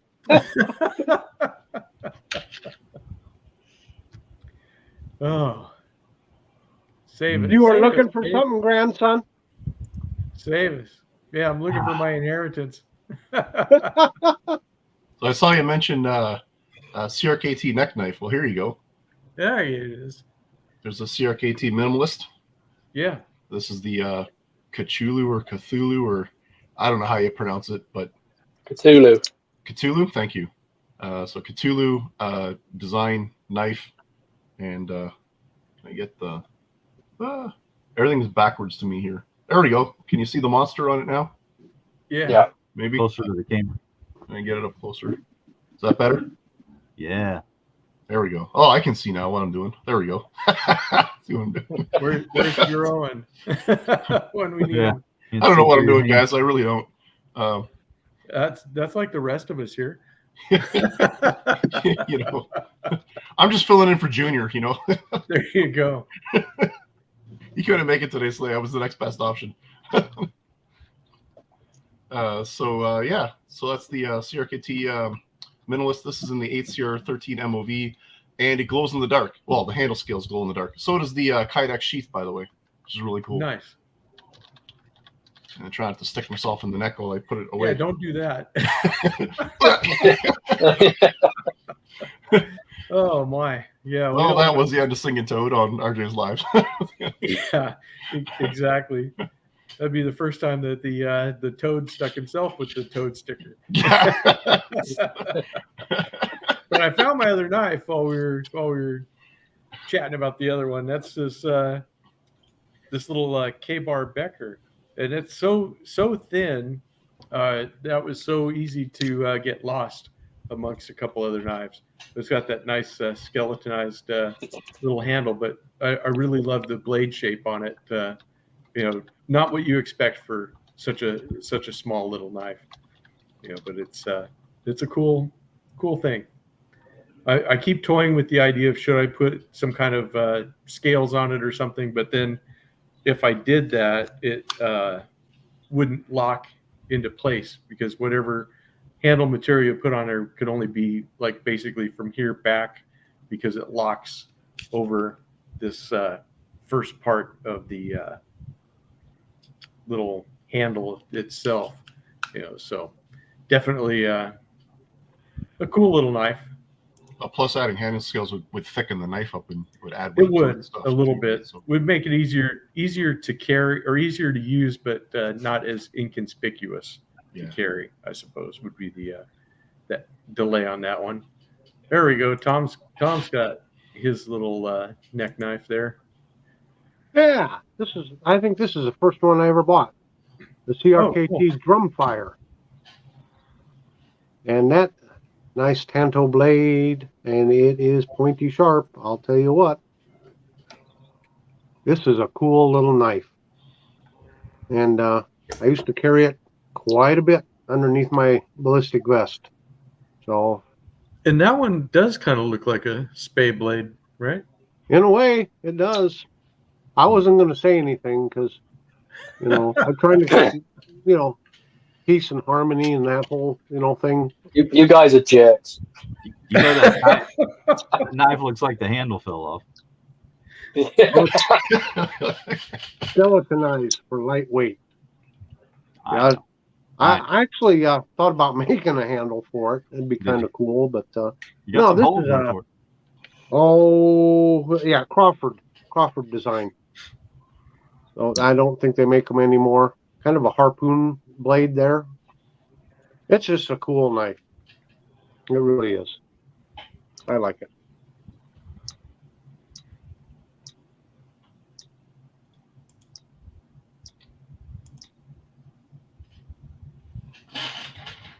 Very good. I got a couple more. Why are you shaking your head, Matt? He's getting his spade blades out and it's upsetting me.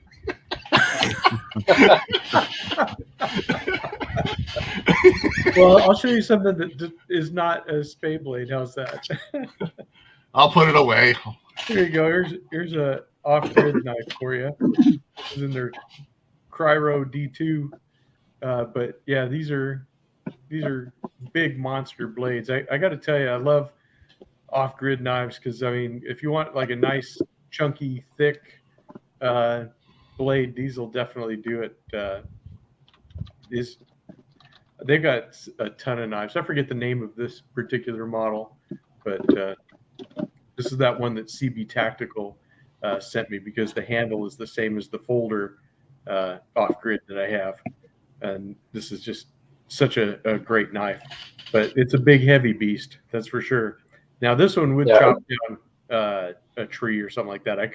I would definitely use this to baton over the old timer, but comes with a really nice Kydex sheath. Got the belt clip on the back, or you could lash it down to a pack or anything else. But then the king of the bird and trout knives is, of course, the Buck 102.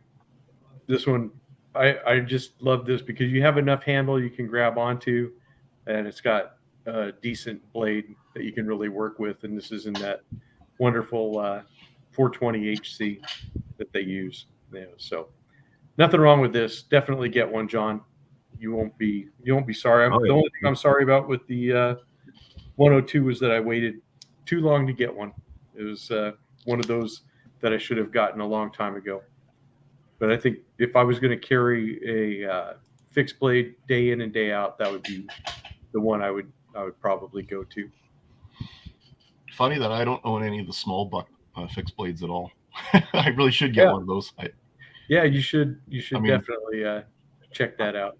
My local sporting goods store has they're a Buck dealership, and they've pretty much got everything by Buck, and they've got them in a big display case, all the different fixed blades.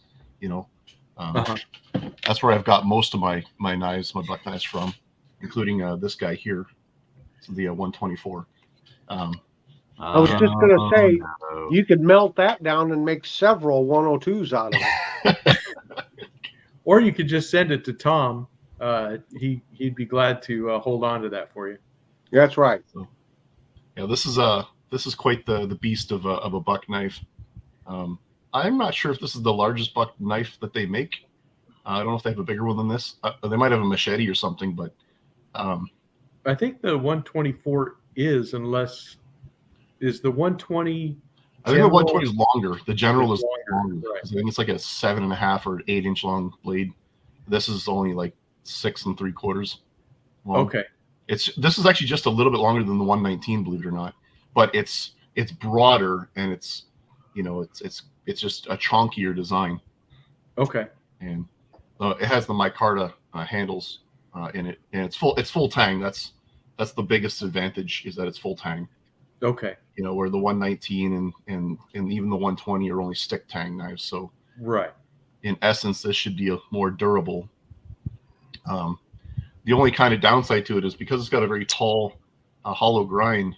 I've seen some testing done with other people where they baton through wood and the edge developed a wobble in it from just batoning through some not too hard testing. So that got me concerned a little bit.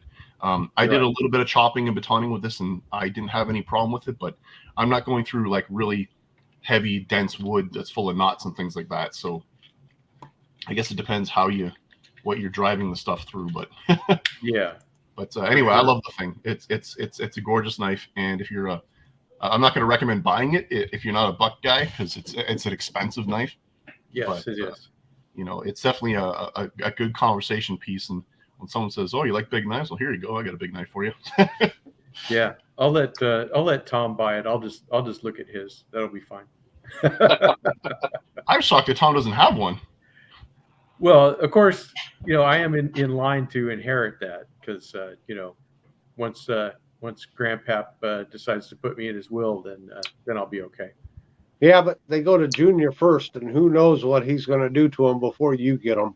That's true, but you don't know what I'm going to do to Junior when he gets him. So God. There's no way to talk about your father. I was just going to get him drunk, and when he's asleep, he'll never know. Yeah. Oh, okay. We're going to give him some more of that Radiator moonshine, and he won't remember that he won't even remember you left. Yep. Yep, that's for sure. Well, does anybody have anything new that they'd like to share? The I news, actually don't have anything new. Nothing Okay. this week. I've got stuff on order, but nothing's arrived yet. Okay. Oh, it looks like Dave's got a little something. so I did do a video on this. This is my newest acquisition.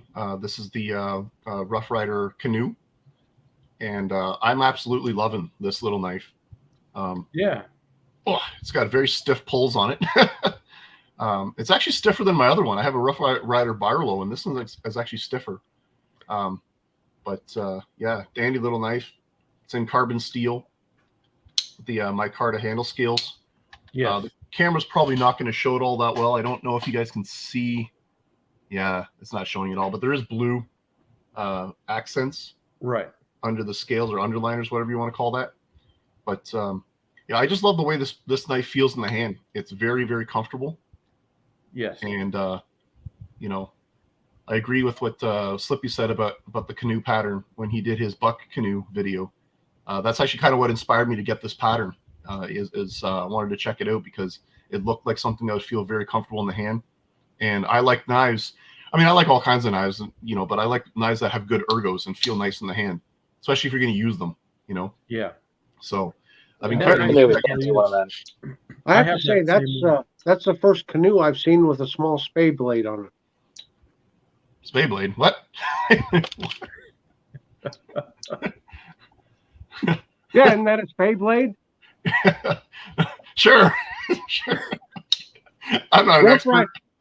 Hey, Rough Rider, you know, they name mooses sow bellies and cow bellies and I didn't know Junior enjoyed this. Hello, Junior. I was going to say somebody's sipping moonshine there. Oh my goodness. I mean, I openly admit I'm a professional idiot, but you know, I don't. I don't know. But what I did want to say is that I've been carrying it in my little Leatherman slip here because I don't have any proper leather slips to put it in. That's something I definitely got to get sorted out. I got to get a nice little leather slip to put it in because this. We know a guy. I know a few guys. I haven't gotten around to reaching out to anyone yet. It's you know. But yeah, that's what I've been carrying in. It's just this Leatherman slip, and it, you know, it goes in there and it works sort of okay. It's really loose in there though. But yeah, eventually I'll get around to reaching out to someone, see if they can hook me up with a leather slip, and I'll do an exchange with them. You know, send them something in return for it. But yeah, I do also have a couple of knives on their way to me. So, and unfortunately, they're held at the border right now. Yeah. So I've got a case knife. My very first Case and Sons knife is on its way, folks. Wow. So I'm joining the Case Club.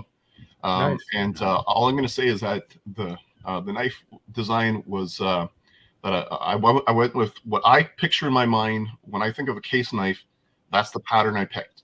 I'm not going to reveal it. And when the knife comes in, if the knife ever gets to me, I'll do my video on that. But I can say this much: it was Georgia Venture who inspired me to get this design. So that might give you a hint as to what design pattern it might be. Okay.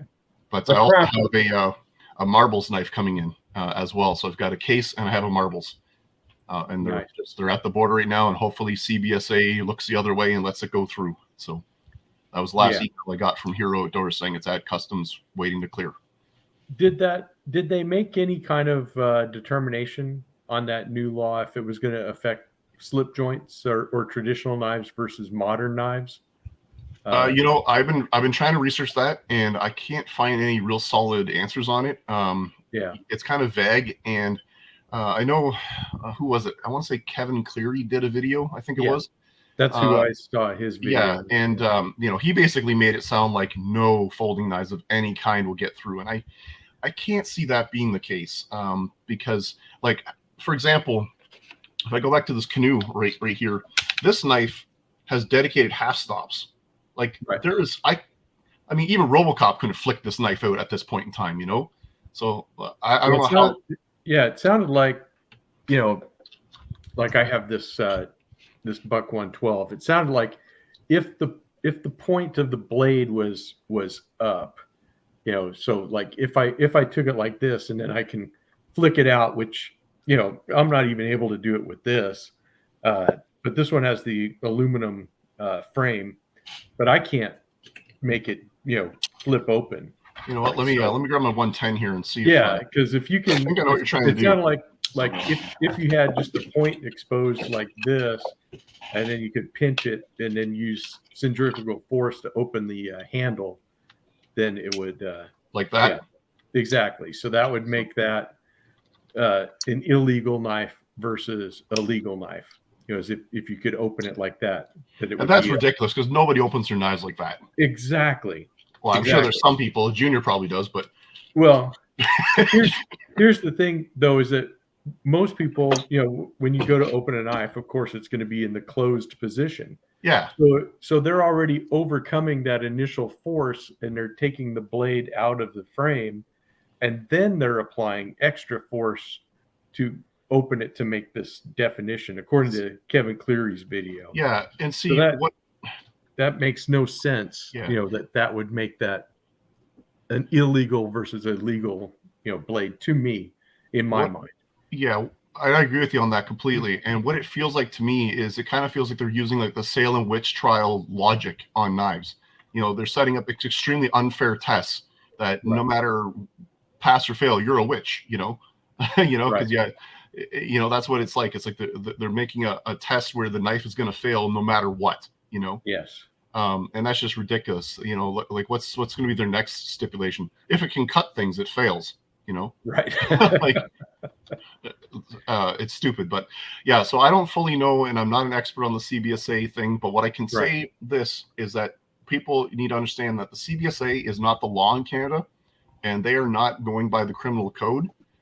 Because here in Canada, it's not illegal to carry any of these knives, on my person. I can walk down the street with my Buck 110 in my pocket, no problem, or my Cold Steel Recon 1. That's not an issue. We do have prohibitions against like automatic knives, and gravity knives. So butterfly knives. And, a lot of states in the United States have the same exact laws. Exactly. So we're not much different in that sense. I mean, even with a knife like this, if it's on my belt in a sheath, it's not really a problem as long as you're not doing something silly with it, Right. I mean, ideally, if you get stopped by a police officer and they ask you why you're carrying that, you probably should have a good reason for it. Like, oh, I was just on my way to hunting, or I was just on my way coming back from the hunt camp or something. Cop's going to say, yeah, no problem, and let you go. But if you're standing out on the street corner and you're waving it around or whatever, brandishing it, then that's a different story. And at that point in time, they can nail you with some other offense, Exactly. So, but yeah, no, what CBSA is doing, their guidelines are ridiculous, and they're not the law. That's just them making up their own rules, and it's unfounded, completely unfounded. So, yeah, like I said, I got a couple knives at the border right now at customs. I hope they clear. I hope we get them this week, because actually next week, I might as well let you guys know now. Next week I'm going to the cottage for a week, so I'm going to be gone for a whole entire week. June. What is it? When do we leave here? We leave Friday, so it's the 30th to the 8th. So that entire whole week I'm gone. Nice. So Yeah, if, hopefully if people leave me messages on my videos and I don't reply back, that's why. Because I'm going to be somewhere where there's no internet, like we're going way far north. So yeah, hopefully you can film some nice videos while you're out there. yeah, I intend to do some stuff while I'm out there, and I'm trying to also get a few videos banked up ahead so I can drop a couple so that I have some content out for everyone. Yep. Very cool. And I'm getting close to the 500 sub mark too. When I last checked, I was at like 475 or something, so getting pretty close. Yeah. I'd like to do that giveaway, folks. You got to help me out. help out Singing Toad if you guys have not subbed to his channel. If I can, be sure to do so. Do you mind if I do a selfless plug? No, go right ahead. All right. So I Here, know I'll bring you guys I'll have bring seen up this a full million screen. times before. So this is the Buck 3. Where is it here? This is the Buck 311 Kingsman. This is a knife that's going to be given away. And this, when I do the giveaway, and folks, I have to be at 500 subscribers. I'm not doing the giveaway until I'm at 500. Okay. So once I'm at 500, I will then put up a video for the 500 giveaway. This knife will be given away. I'm also adding a knife out of my collection. So I'm going to be adding. I'm not going to tell you what it is, but this is a knife out of my collection. It's been gently used. It's a Spyderco, and that's all I'm telling you. Nice. So you're going to get the Buck 311 Kingsman, and you're going to get a Spyderco knife. So that is awesome. So when I get to 500 subs, I'll put the video up that explains all that and how that's going to work, and that's going to be open to Canada and the U.S. Where are you at right now, Singing Toad? I think I was at 475 when I last checked. Okay, we can do this. Let's get him up to 500. Yeah, So if I let's get do to 500. it. That giveaway is going to happen, and one lucky person is going to get the Spyderco knife and get the Buck knife. Yeah, let's see if we can. That's a do nice that drawing. today. That'd be awesome. All right, so thanks very much, RJ, for letting me put that in there. Of course. I appreciate that very, very much. Yep, that is very cool. Very cool indeed. Well, the only thing I have new is that I do have a knife from the Apex Pass Around group, and you guys can get a preview of that. Everybody knows the CJRB Feldspar. Well, here's a Feldspar that has a Damascus blade. So pretty cool, and it's a button lock. So there will be a review coming of this guy. So brand new stuff. It's funny, my modern knives. Whenever I do a modern knife video, it seems like I don't get as much viewership. But but sorry guys, I love them all. I will look at modern traditional fixed blade. I'm exactly the same. Like I love all sorts of knives, but I don't know. I just haven't really reviewed many modern knives. I've got a load of modern slip joints I need to review. Just haven't really got around to it. Yeah, traditional seems to just be right at the forefront for me. Yeah, my heart is definitely with traditional knives. I love traditional knives, and that will always be my favorite. But I don't mind dipping my toe in the waters of the other knives too. Take a look at those. Yeah, they all are kind of fun. So Tom had to dip out for a second. Anybody else have a knife that they'd like to show? Let's have a look. See if I've got anything nice. Oh.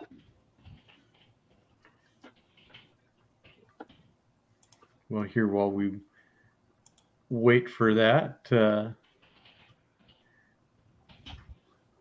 I have my review coming up on this large Case Stockman, the American Workman series.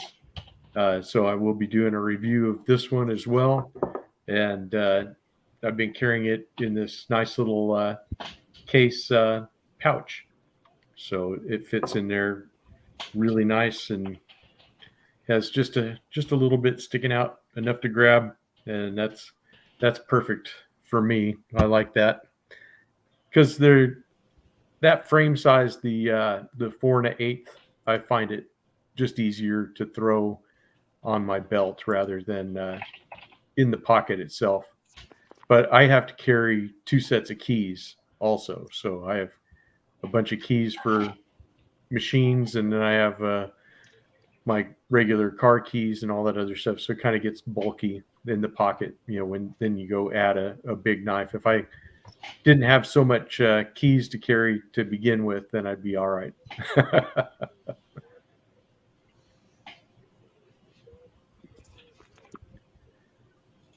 So Well, I anybody? actually have.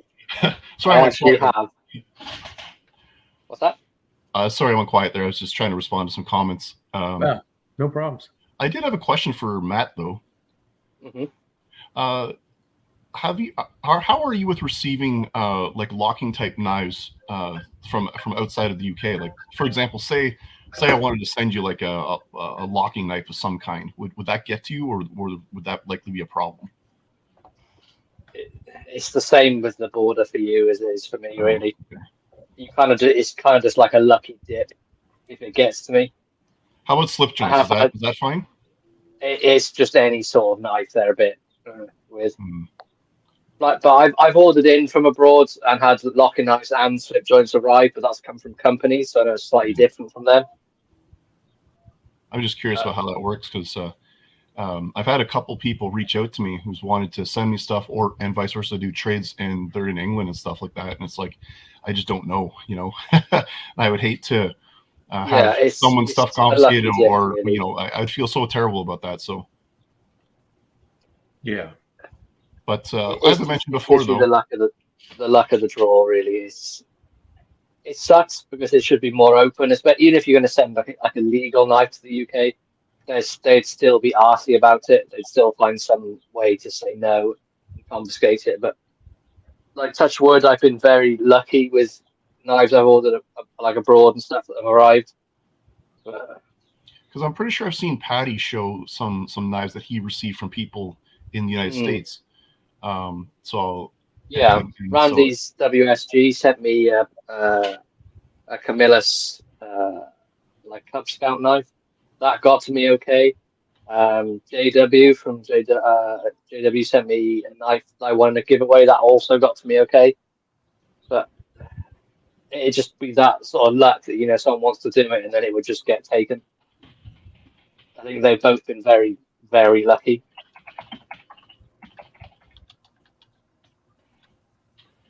Yeah, I as of so far, I've just basically, with everyone I've spoken to, I've basically just said no. Don't send me knives, because it's just something I would feel terrible if it got caught or stopped, or whatever you call it, confiscated. So right. But as I touched on before, any non-knife thing is fine. Us knife guys, we do, we all love our knives and whatnot, but there's other things that we use that are also an expense. Like leather slips. They're not free or not cheap. Oils, lubricants, sharpening stones, sharpening gear, cases, cloths, swag in general. Right. I mean, you don't necessarily have to send someone who lives in a foreign country a knife per se. You could send them something else, that's non-knife related, and that'll get through no problem. Yeah, that's for sure. So that's just an option I want to just put out there for anyone who's afraid of, if you're afraid to send a knife to Canada or to the United Kingdom, whatever. If there's other things you can send that aren't going to be a problem, and would be appreciated, Right. Yeah, that's some definitely good ideas for when we're making giveaway packs and stuff like that. Yeah, because that's something that's going through my mind is I would like to do an international giveaway later on, and it'll most likely probably not have a knife in it. But it'll be items that knife people like, that are useful and practical, and have swag items in it and stuff like that. So that's just something I'm working on down the road. So my first 500, once I get past 500, maybe at 600, I'll do an international giveaway. We'll see onwards and upwards from there. Yeah, absolutely. Go ahead, Tom. You had something? Well, it's not a new knife, but I just was able to do a review on this knife. It's a Camillus engineer knife is what they called it. This is World War II era or prior, and it's just a beautiful knife. Big J was very nice to send this to me for me to review. And everyone talks about patina. Look at that nice, even, natural patina on that blade. So this knife was probably made 1942 or earlier.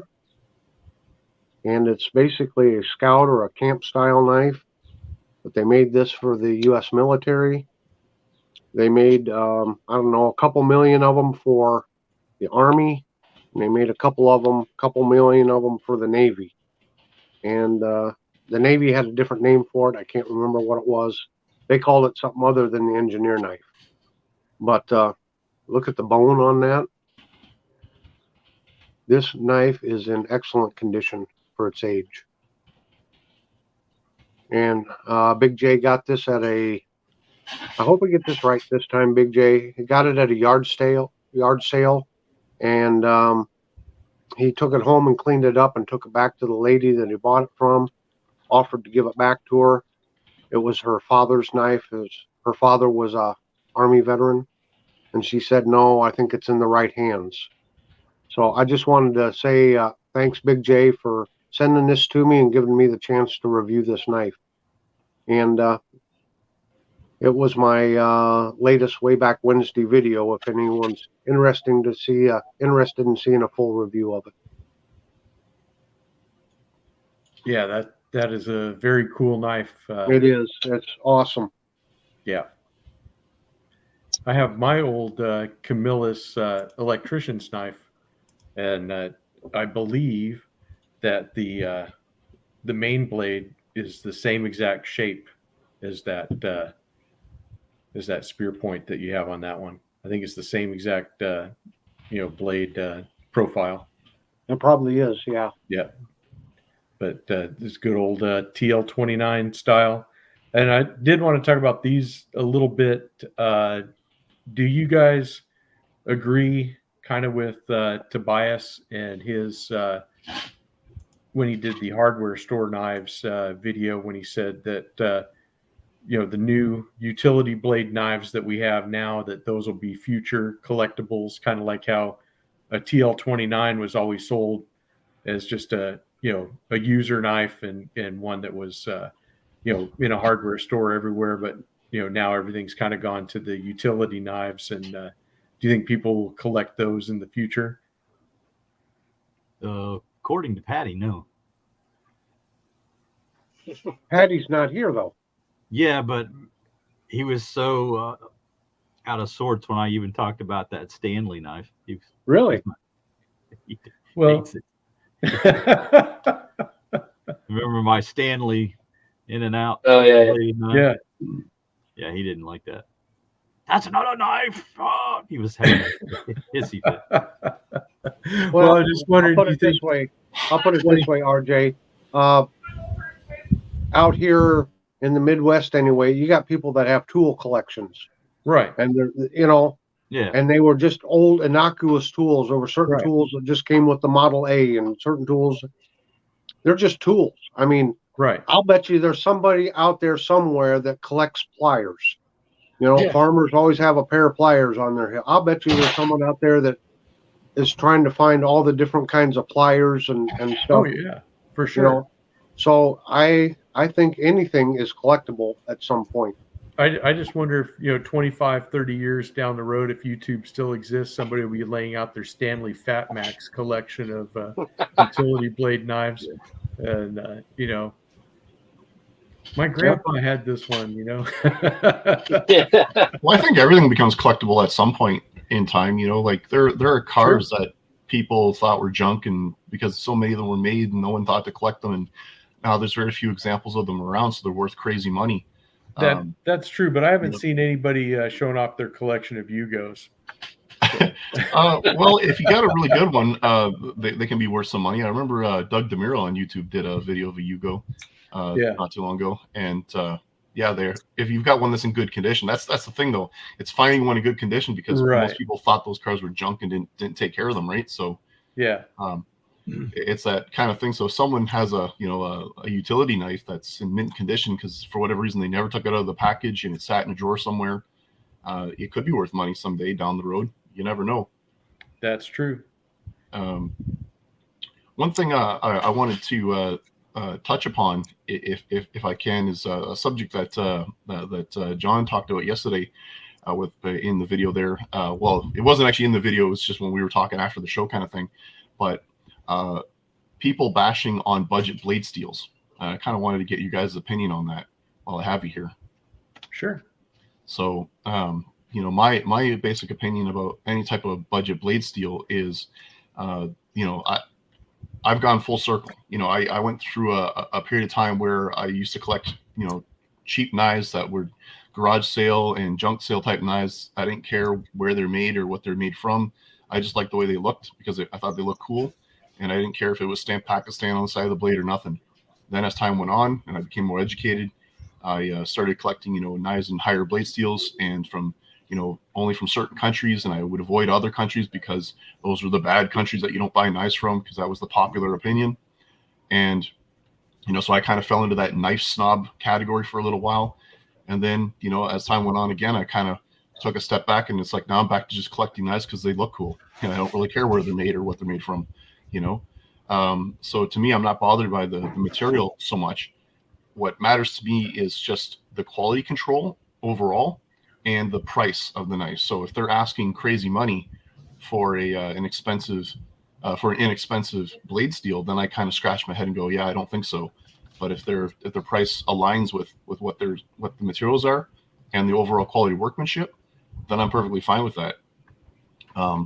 And Rough Rider, I think, is a good example of that because their knives are really good fit and finish and good quality, and they're very, very affordable. So that's just one example off the top of my head I can give.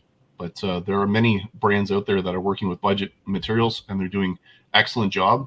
And I have no qualms with them whatsoever. But there's other brands out there that are working with budget materials, and they're charging big money for it because you're paying for the name and not for the materials or for the quality. Right. So that's basically all I have to say about that. But what's your guys' opinion on that? What do you think? No, I'm pretty much behind you on that one. I'm not so much fussed on the steel, as long as it's not, aluminium foil or the blade doesn't bend when you look at it. As long as it's a good quality product. They've seen care's gone into designing it. It's well made. I'm happy with that.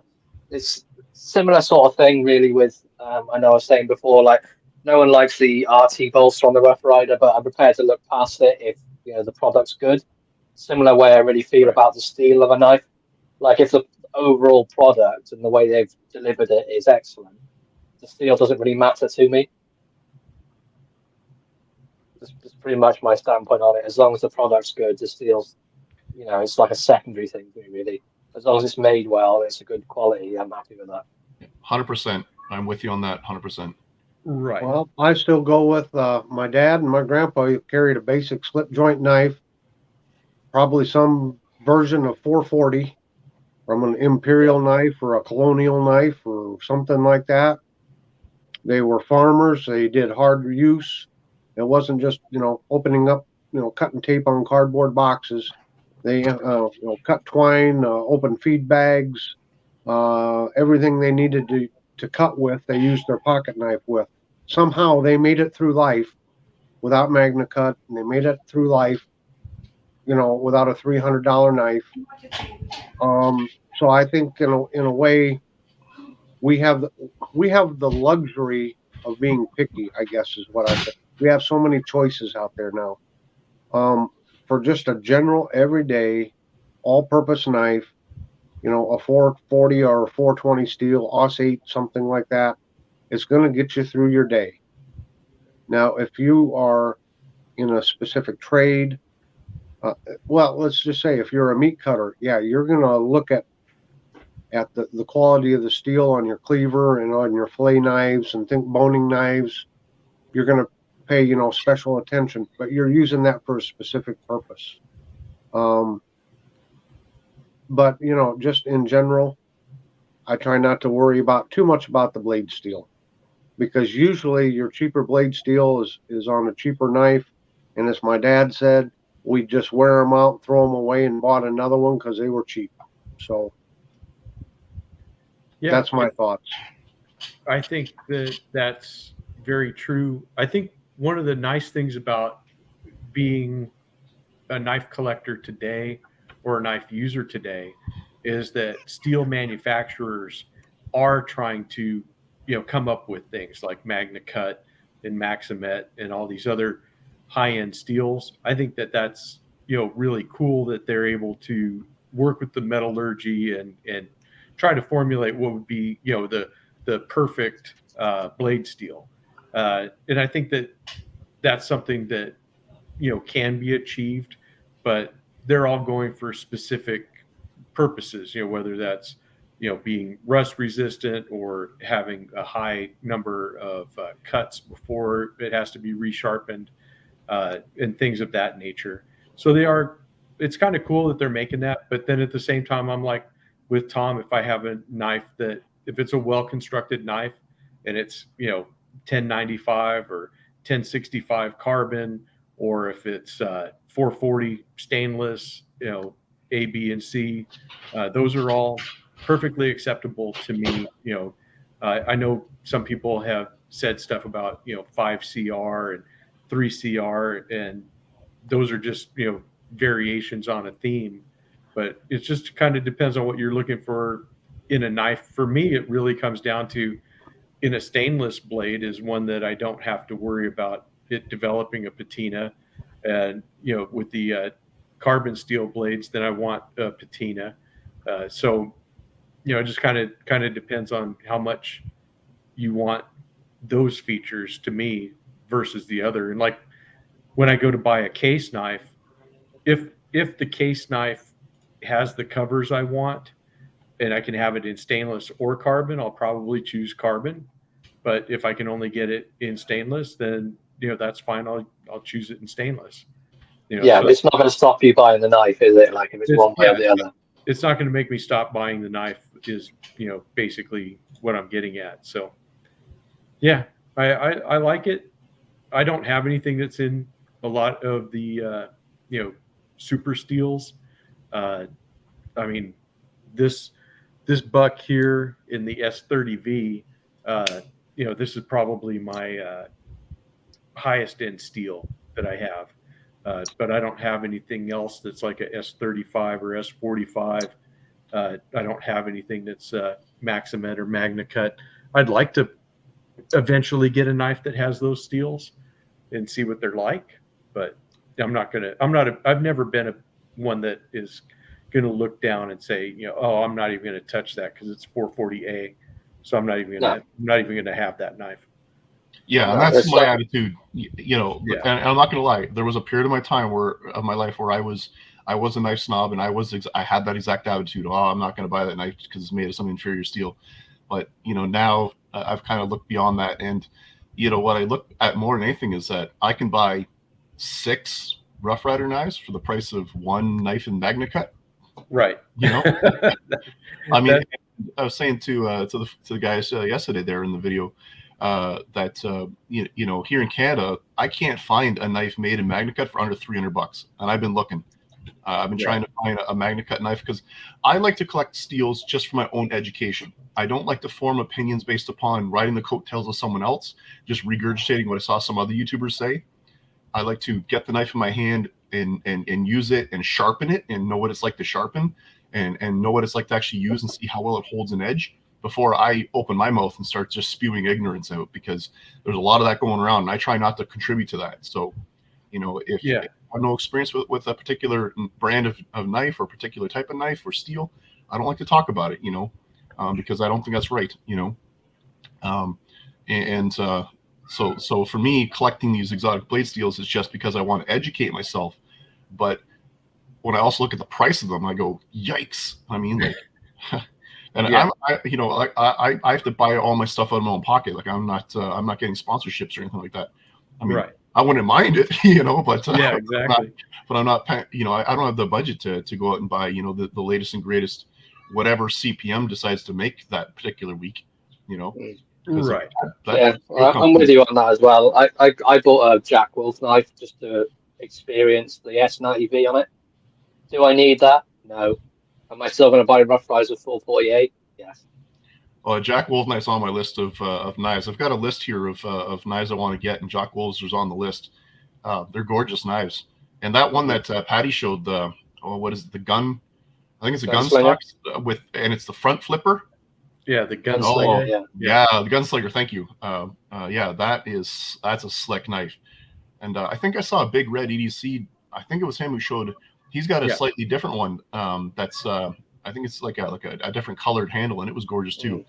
Mm-hmm. I want to say it was Big Red. I can't remember where it was. I saw it now. Yeah, he did do a review on that. Okay, so yeah. You know, I have to say, folks, I apologize for. I'm so lousy at keeping up with everyone. Like, you know, I'm subscribed right now to something like 130 different channels, and I try my best to keep up with everyone. So I'm sorry if I'm behind watching your videos. I will eventually watch them. It just takes me a while to get to them. So, and I get people confused. I'm behind as well, like way behind on everything. Yeah. I mean, Well, I get people confused, which is really bad. We all just do the best we can. Yeah. You know, that's all you can do. You know, you have other obligations besides just YouTube, like everybody else. Yeah. You know, so. You know, like I quite frequently get like, you know, Junior and Skip confused. So don't tell Tobias.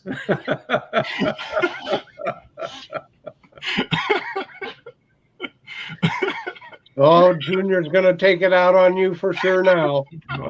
Tobias is gonna unsub to Singing Toad's channel. Tobias is hilarious, by the way. If you guys don't watch his Skip the Show Fun Night Friday show, absolutely hilarious. Yeah, he does great, doesn't he? He has me in tears. I'm like, that guy is just so flippin' funny, you know. Yeah. Before this goes too far downhill, I've actually found another fixed blade. If you want to see it, Sure. Yeah. Before it goes downhill, I think we're already at the bottom. It's already gone downhill. But this is another one I inherited from my grandfather. So he was in the RAF for a good portion of his life, and he was stationed in Nairobi, Kenya. And he actually brought back handmade bolo machete from there. So this is from one of the tribes. That is really cool. Like a goat skin handle. I believe it's from, I think he was there in the, I want to say like 50s and 60s. Yeah. That's what he brought back. Not made of MagnaCut. No, this is definitely made out of like really cheap spring steel. But it does the job just fine. I mean, the edge isn't even good on it. You can pretty much see it. It's like square. But for what they would use it for, just chopping down, going through forest or whatever, or chopping down, I don't know, vines, things like that, it did the job perfectly well for them. Proper cheap looking handle. They just sewn some goat leather around it. And I mean, back to this steel sort of thing. Easy. I mean, this is UK legal. It's everyday museum carry. This is what this is. I'm allowed to carry this if I take it to a museum. But yeah, the back of the steel, and they use this for like probably hundreds of years, and it's worked perfectly well for them. So again, another one why I'm not so sure on people, you know, getting the knife snob, the steel snob sort of stuff. Is that in MagnaCut? That's what I asked. No, it's in goat cut. So you're trying to say that those indigenous people got by for years and years and years on a simple blade steel like that? Yeah, but we need MagnaCut. Correct. Yeah. I remember my grandfather, whenever we used it, or he uses machetes. His attitude was, you know, he would just sharpen them with a file. You know, it was easy to sharpen a machete with a file. So, because they're just chopping through brush, you know, they're not going through really super hard stuff. They're not going through like bone and things like that. I mean, I suppose you could use it for that reason, but so when the blade got dull, you would just take your file, and in a matter of seconds, you'd put the edge right back on it and carry on. You know, right. A lot of people don't understand that these higher end super steels are also a lot more difficult to sharpen. So when they do eventually lose their edge, and they do eventually lose their edge, they are quite difficult to resharpen. And you got to remember that on a Or machete, they can be. a machete and axes and hatchets and stuff don't generally have a razor edge like maybe you'd want on a knife because of the type of work that they're doing. You don't Exactly. need to put that high of a No, it's edge just on. got to have enough of an angle to cut through something. But you're That's right. swinging it at such a force Yeah. that it doesn't even need to have an edge of sorts. It just has to be that rough sort of shape that it's Exactly. going to go through anyway.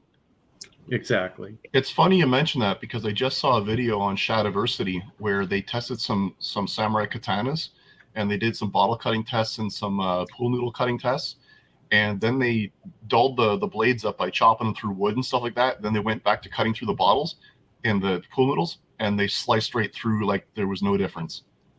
You know, even though they were like dull and the blades were beaten up from going through Yeah. 2x4s and It's stuff. it's all about the geometry of the blade. Yeah, it's more Yeah. just the thinness of the edge behind it. Yeah, the geometry is, and that's why like most kitchen knives are full flat grind, because a lot of people have a drawer full of dull kitchen knives, but they'll still cut through stuff, you know, and it's because Yeah. they're so thin, right? The thin behind the edge helps to just push its way through the material.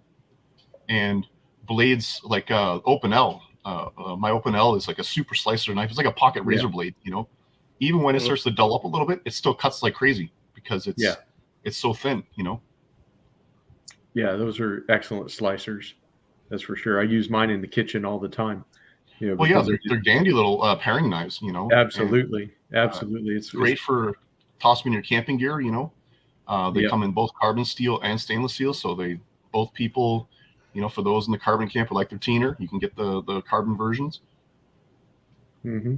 And if you're like me and you prefer stainless steel because I'm in the wilderness where rust kind of happens, you know, I like to take stainless steels into the wilderness because I don't have to worry about the knife rusting up on me while I'm using it. That was one of the things I was going to say about the Japanese katanas and the Japanese swords and stuff. Is it's amazing to me how they were able to live in a place like Japan that has super high humidity, Salt water all around it. yeah, salt water all around it and stuff. That they were able to keep them, you know, pretty much rust free. You know, so Oil. makes you wonder what they were using, what oil in particular they were using to keep those blades maintained. Because It was the blood of their enemies kept on the blade. That kept them from- well, that's another very staining thing to have too. Yeah. So John, you're out of focus. If you want a good patina, blood's the way to go. exactly, I was going to say that'll put a patina on it like nobody ever saw. John lost his focus on this show. Never happens. Nah, I'm with it. Exactly. But yeah, that's a good point that you mentioned about the Japanese swords, because yeah, they were definitely for sure a carbon steel, and yeah, they're in probably one of the worst environments for it. Yeah, for sure. And I mean, oftentimes when you see like old tools, machetes, and things like that from countries that are in the South Pacific and whatnot, they're all like grayish brown colored because they darken right up from, you know, they develop that patina from the conditions they're in. I mean, even the plant material they're chopping through is going to darken them up, right? Yeah, for sure. Well, guys, anybody got anything else? Should we wrap this up? I'll do a really quick shameless plug. Absolutely. I have a sister channel called History Delights. I'll put a link up here. So anyone out there enjoys history, why check out History Delights. It's a small channel. Don't have a lot of content yet, but we're working on it. So I just saw your Eisenhower video yesterday. Very good. Yeah, you were talking about time and having time on YouTube. Putting that video together took away my watch time. That little 11 or 12 minute video, I think, took me 4 or 5 hours to edit. Oh, wow. So, yeah. Doing it's- a knife video is easy compared to doing a history video. So, Well, you know, it's funny you say that because yeah, editing videos can take quite a long time, you know. And as I was telling John and Matt there yesterday, most of my videos, when I film them, because I'm very rambly, if you haven't already noticed, when I film my videos, they're like half an hour long, easily. And I edit them down to 15. Like I'm literally cutting out of half that amount because I just tend to ramble too much. So that's why I'm not good at doing YouTube shorts. I've tried to make one, and it was so disingenuous. It just sounded fake. It sounded like I was reading from a script, and I hated the way it sounded. So I never even uploaded it. So I just can't do the short videos. I try my hardest to get a short video, and I just can't do it. You know. Yeah, I have a hard problem with shorts also because it just seems like you can't say what you want to say in like 15 or 20 seconds. It just seems so hard to do, and I guess that's one of the things where editing comes in play. If you're able to just show the knife and have some music or whatever, then that seems to work. You gotta be careful with music though, because you can get copyright tagged on that. Sure. Warthog just got a video copyright tagged the other day, so yeah, you gotta. I'm so like when I'm filming a video, like oftentimes, my wife might be watching. I usually film my videos later at night, but my wife might be watching something on the TV in the other room, and especially if it's any like Disney stuff, I'm stopping the video and waiting until I'll tell her, can you turn that off, please? Because they'll nab that right away. You want to get a video nabbed right away, put anything Disney in it. Yeah, for sure. Well, YouTube does have that. Don't they have a music library you can use, John? Yeah, they do have royalty-free music, and it's really funny because you hear a lot of the same music being played all the time. It's like, oh, I've seen 5 videos today with that same music in it. Right. Well, you can also get royalty-free music off of Google and stuff too, as well. Yeah. You just gotta be careful because that's the thing is that if you're going to be on YouTube, you have to play by their rules. 100%. Their playground, so we have to we have to take care of it. Junior's bad enough. I'd hate to see him in shorts. Yeah, and it's summer. Are you implying it visually or? I'm gonna need to add something to get that image out of my mind now. Yeah, no kidding. Oh no! Oh, it just blinked. Tom left. Tom came back. Weird. My screen rearranged all of a sudden. What happened? You left and then you came right back. No, you guys all left and then came back. I don't know what's going on, but all right. Unless anybody's got anything else, I think we'll probably go ahead and end it now. Well, I guess I'm good. Going I think twice. I've said everything I wanted to say today. Very good. Besides just saying thank you guys very much for having me on again. I was saying just yesterday again that I miss all you guys. It's been a while since I've been on your show, and I appreciate you bringing me on such short notice. This weekend just happened to work out for me, so I very appreciate that. You're welcome, Dave. You're welcome here anytime. You know that. Just thank you very much. Contact us, and we can schedule you on. So that's not ever a problem. So it's always good to catch up with you and see what's going on the other side of the border, as it were, from us. So we need to get that perspective. Yeah. For sure. And if I can add one more thing, sure. I'm more comfortable talking with you guys than I am many of my own friends and family about knives, because like I said, I'm kind of like the black sheep in my family. I'm the weirdo, I'm the crazy knife guys, but with you guys, we can talk. It doesn't matter where you're from, what you believe in, doesn't matter. We can all talk to, and we're all brothers of the blade, and we can all just enjoy that subject, Absolutely. That's a I'm exactly the same. There's no one around me really that collects knives. None of my friends are really interested in it. Nothing like that. So it's like when I start speaking to them about knives, they kind of look at me like, "What are you on about?" It's just like, never mind. Yeah. I get that. I completely get that, Matt. 100%. Completely get that. That's okay. I get that too. Although we all do. Yeah, most of the people know that I'm on YouTube and talking about knives and stuff. So then it makes it worse because I'm that crazy knife YouTube guy. But yeah, no, I really appreciate getting to spend some time with you guys. I missed you a lot. I had an absolute blast with John and Matt yesterday.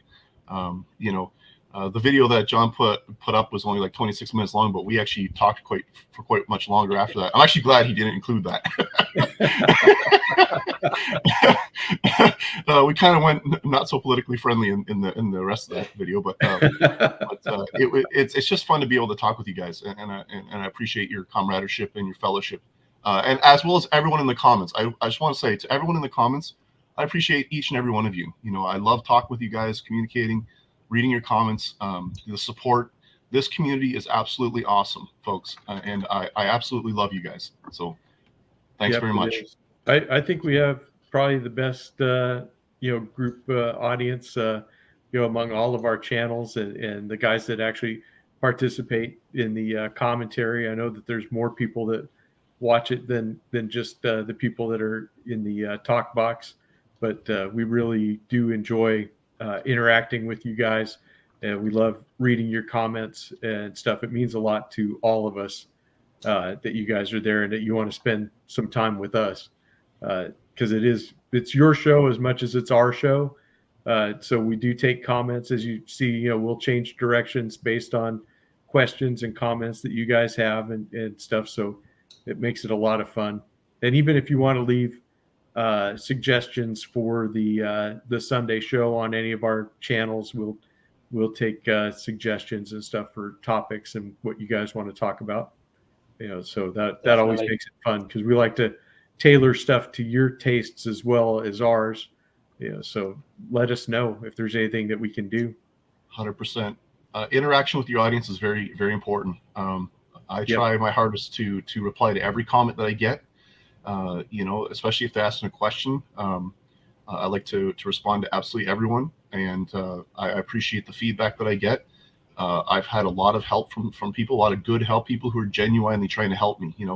I've had viewers of mine who've emailed me and given me advice and help, and I really, really, really appreciate that. So I can't thank the community enough for the help that they've given me. So.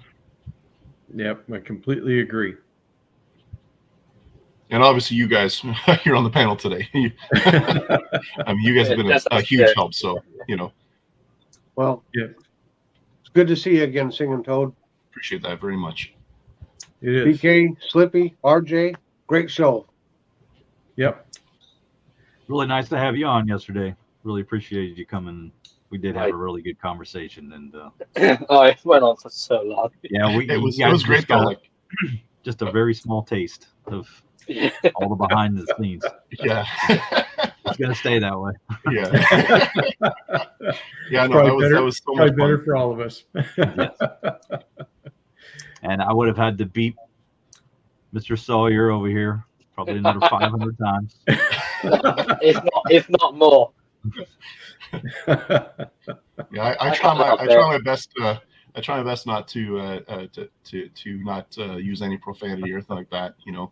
Not that I have nothing against it. Nothing against it at all. I just myself personally, I just try to keep it family friendly. And try my hardest not to take Lord's name in vain as much as I can. So.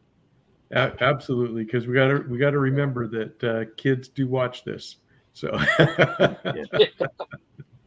Even I've just got no filter. Not made for kids, but I know that they watch it too.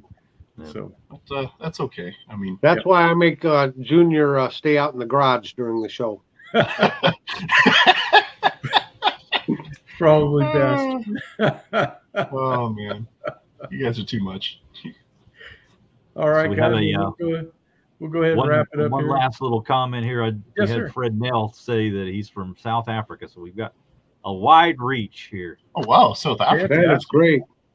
Fantastic. Wow. Yeah, Stuff We Do watches every once in a while. He comes into the comment section and stuff. So he's a fantastic guy too. Yeah. Thanks for dropping by, Fred. Absolutely. Yeah, come by whenever you can. That'd be good. Yep. All right, guys, we'll go ahead and wrap up. Follow Jerome's advice. Everyone, don't offer to lick someone's wood, and you're just fine. That is definitely a nice to live by. And on that note, on some good advice, we'll go ahead and wrap this one up. Oh man. hope to see all you guys next week, and thank you for joining us here on another episode of RJ's Lives. We'll see you next week, guys. Take Cheers, care. everyone. Take care, everyone.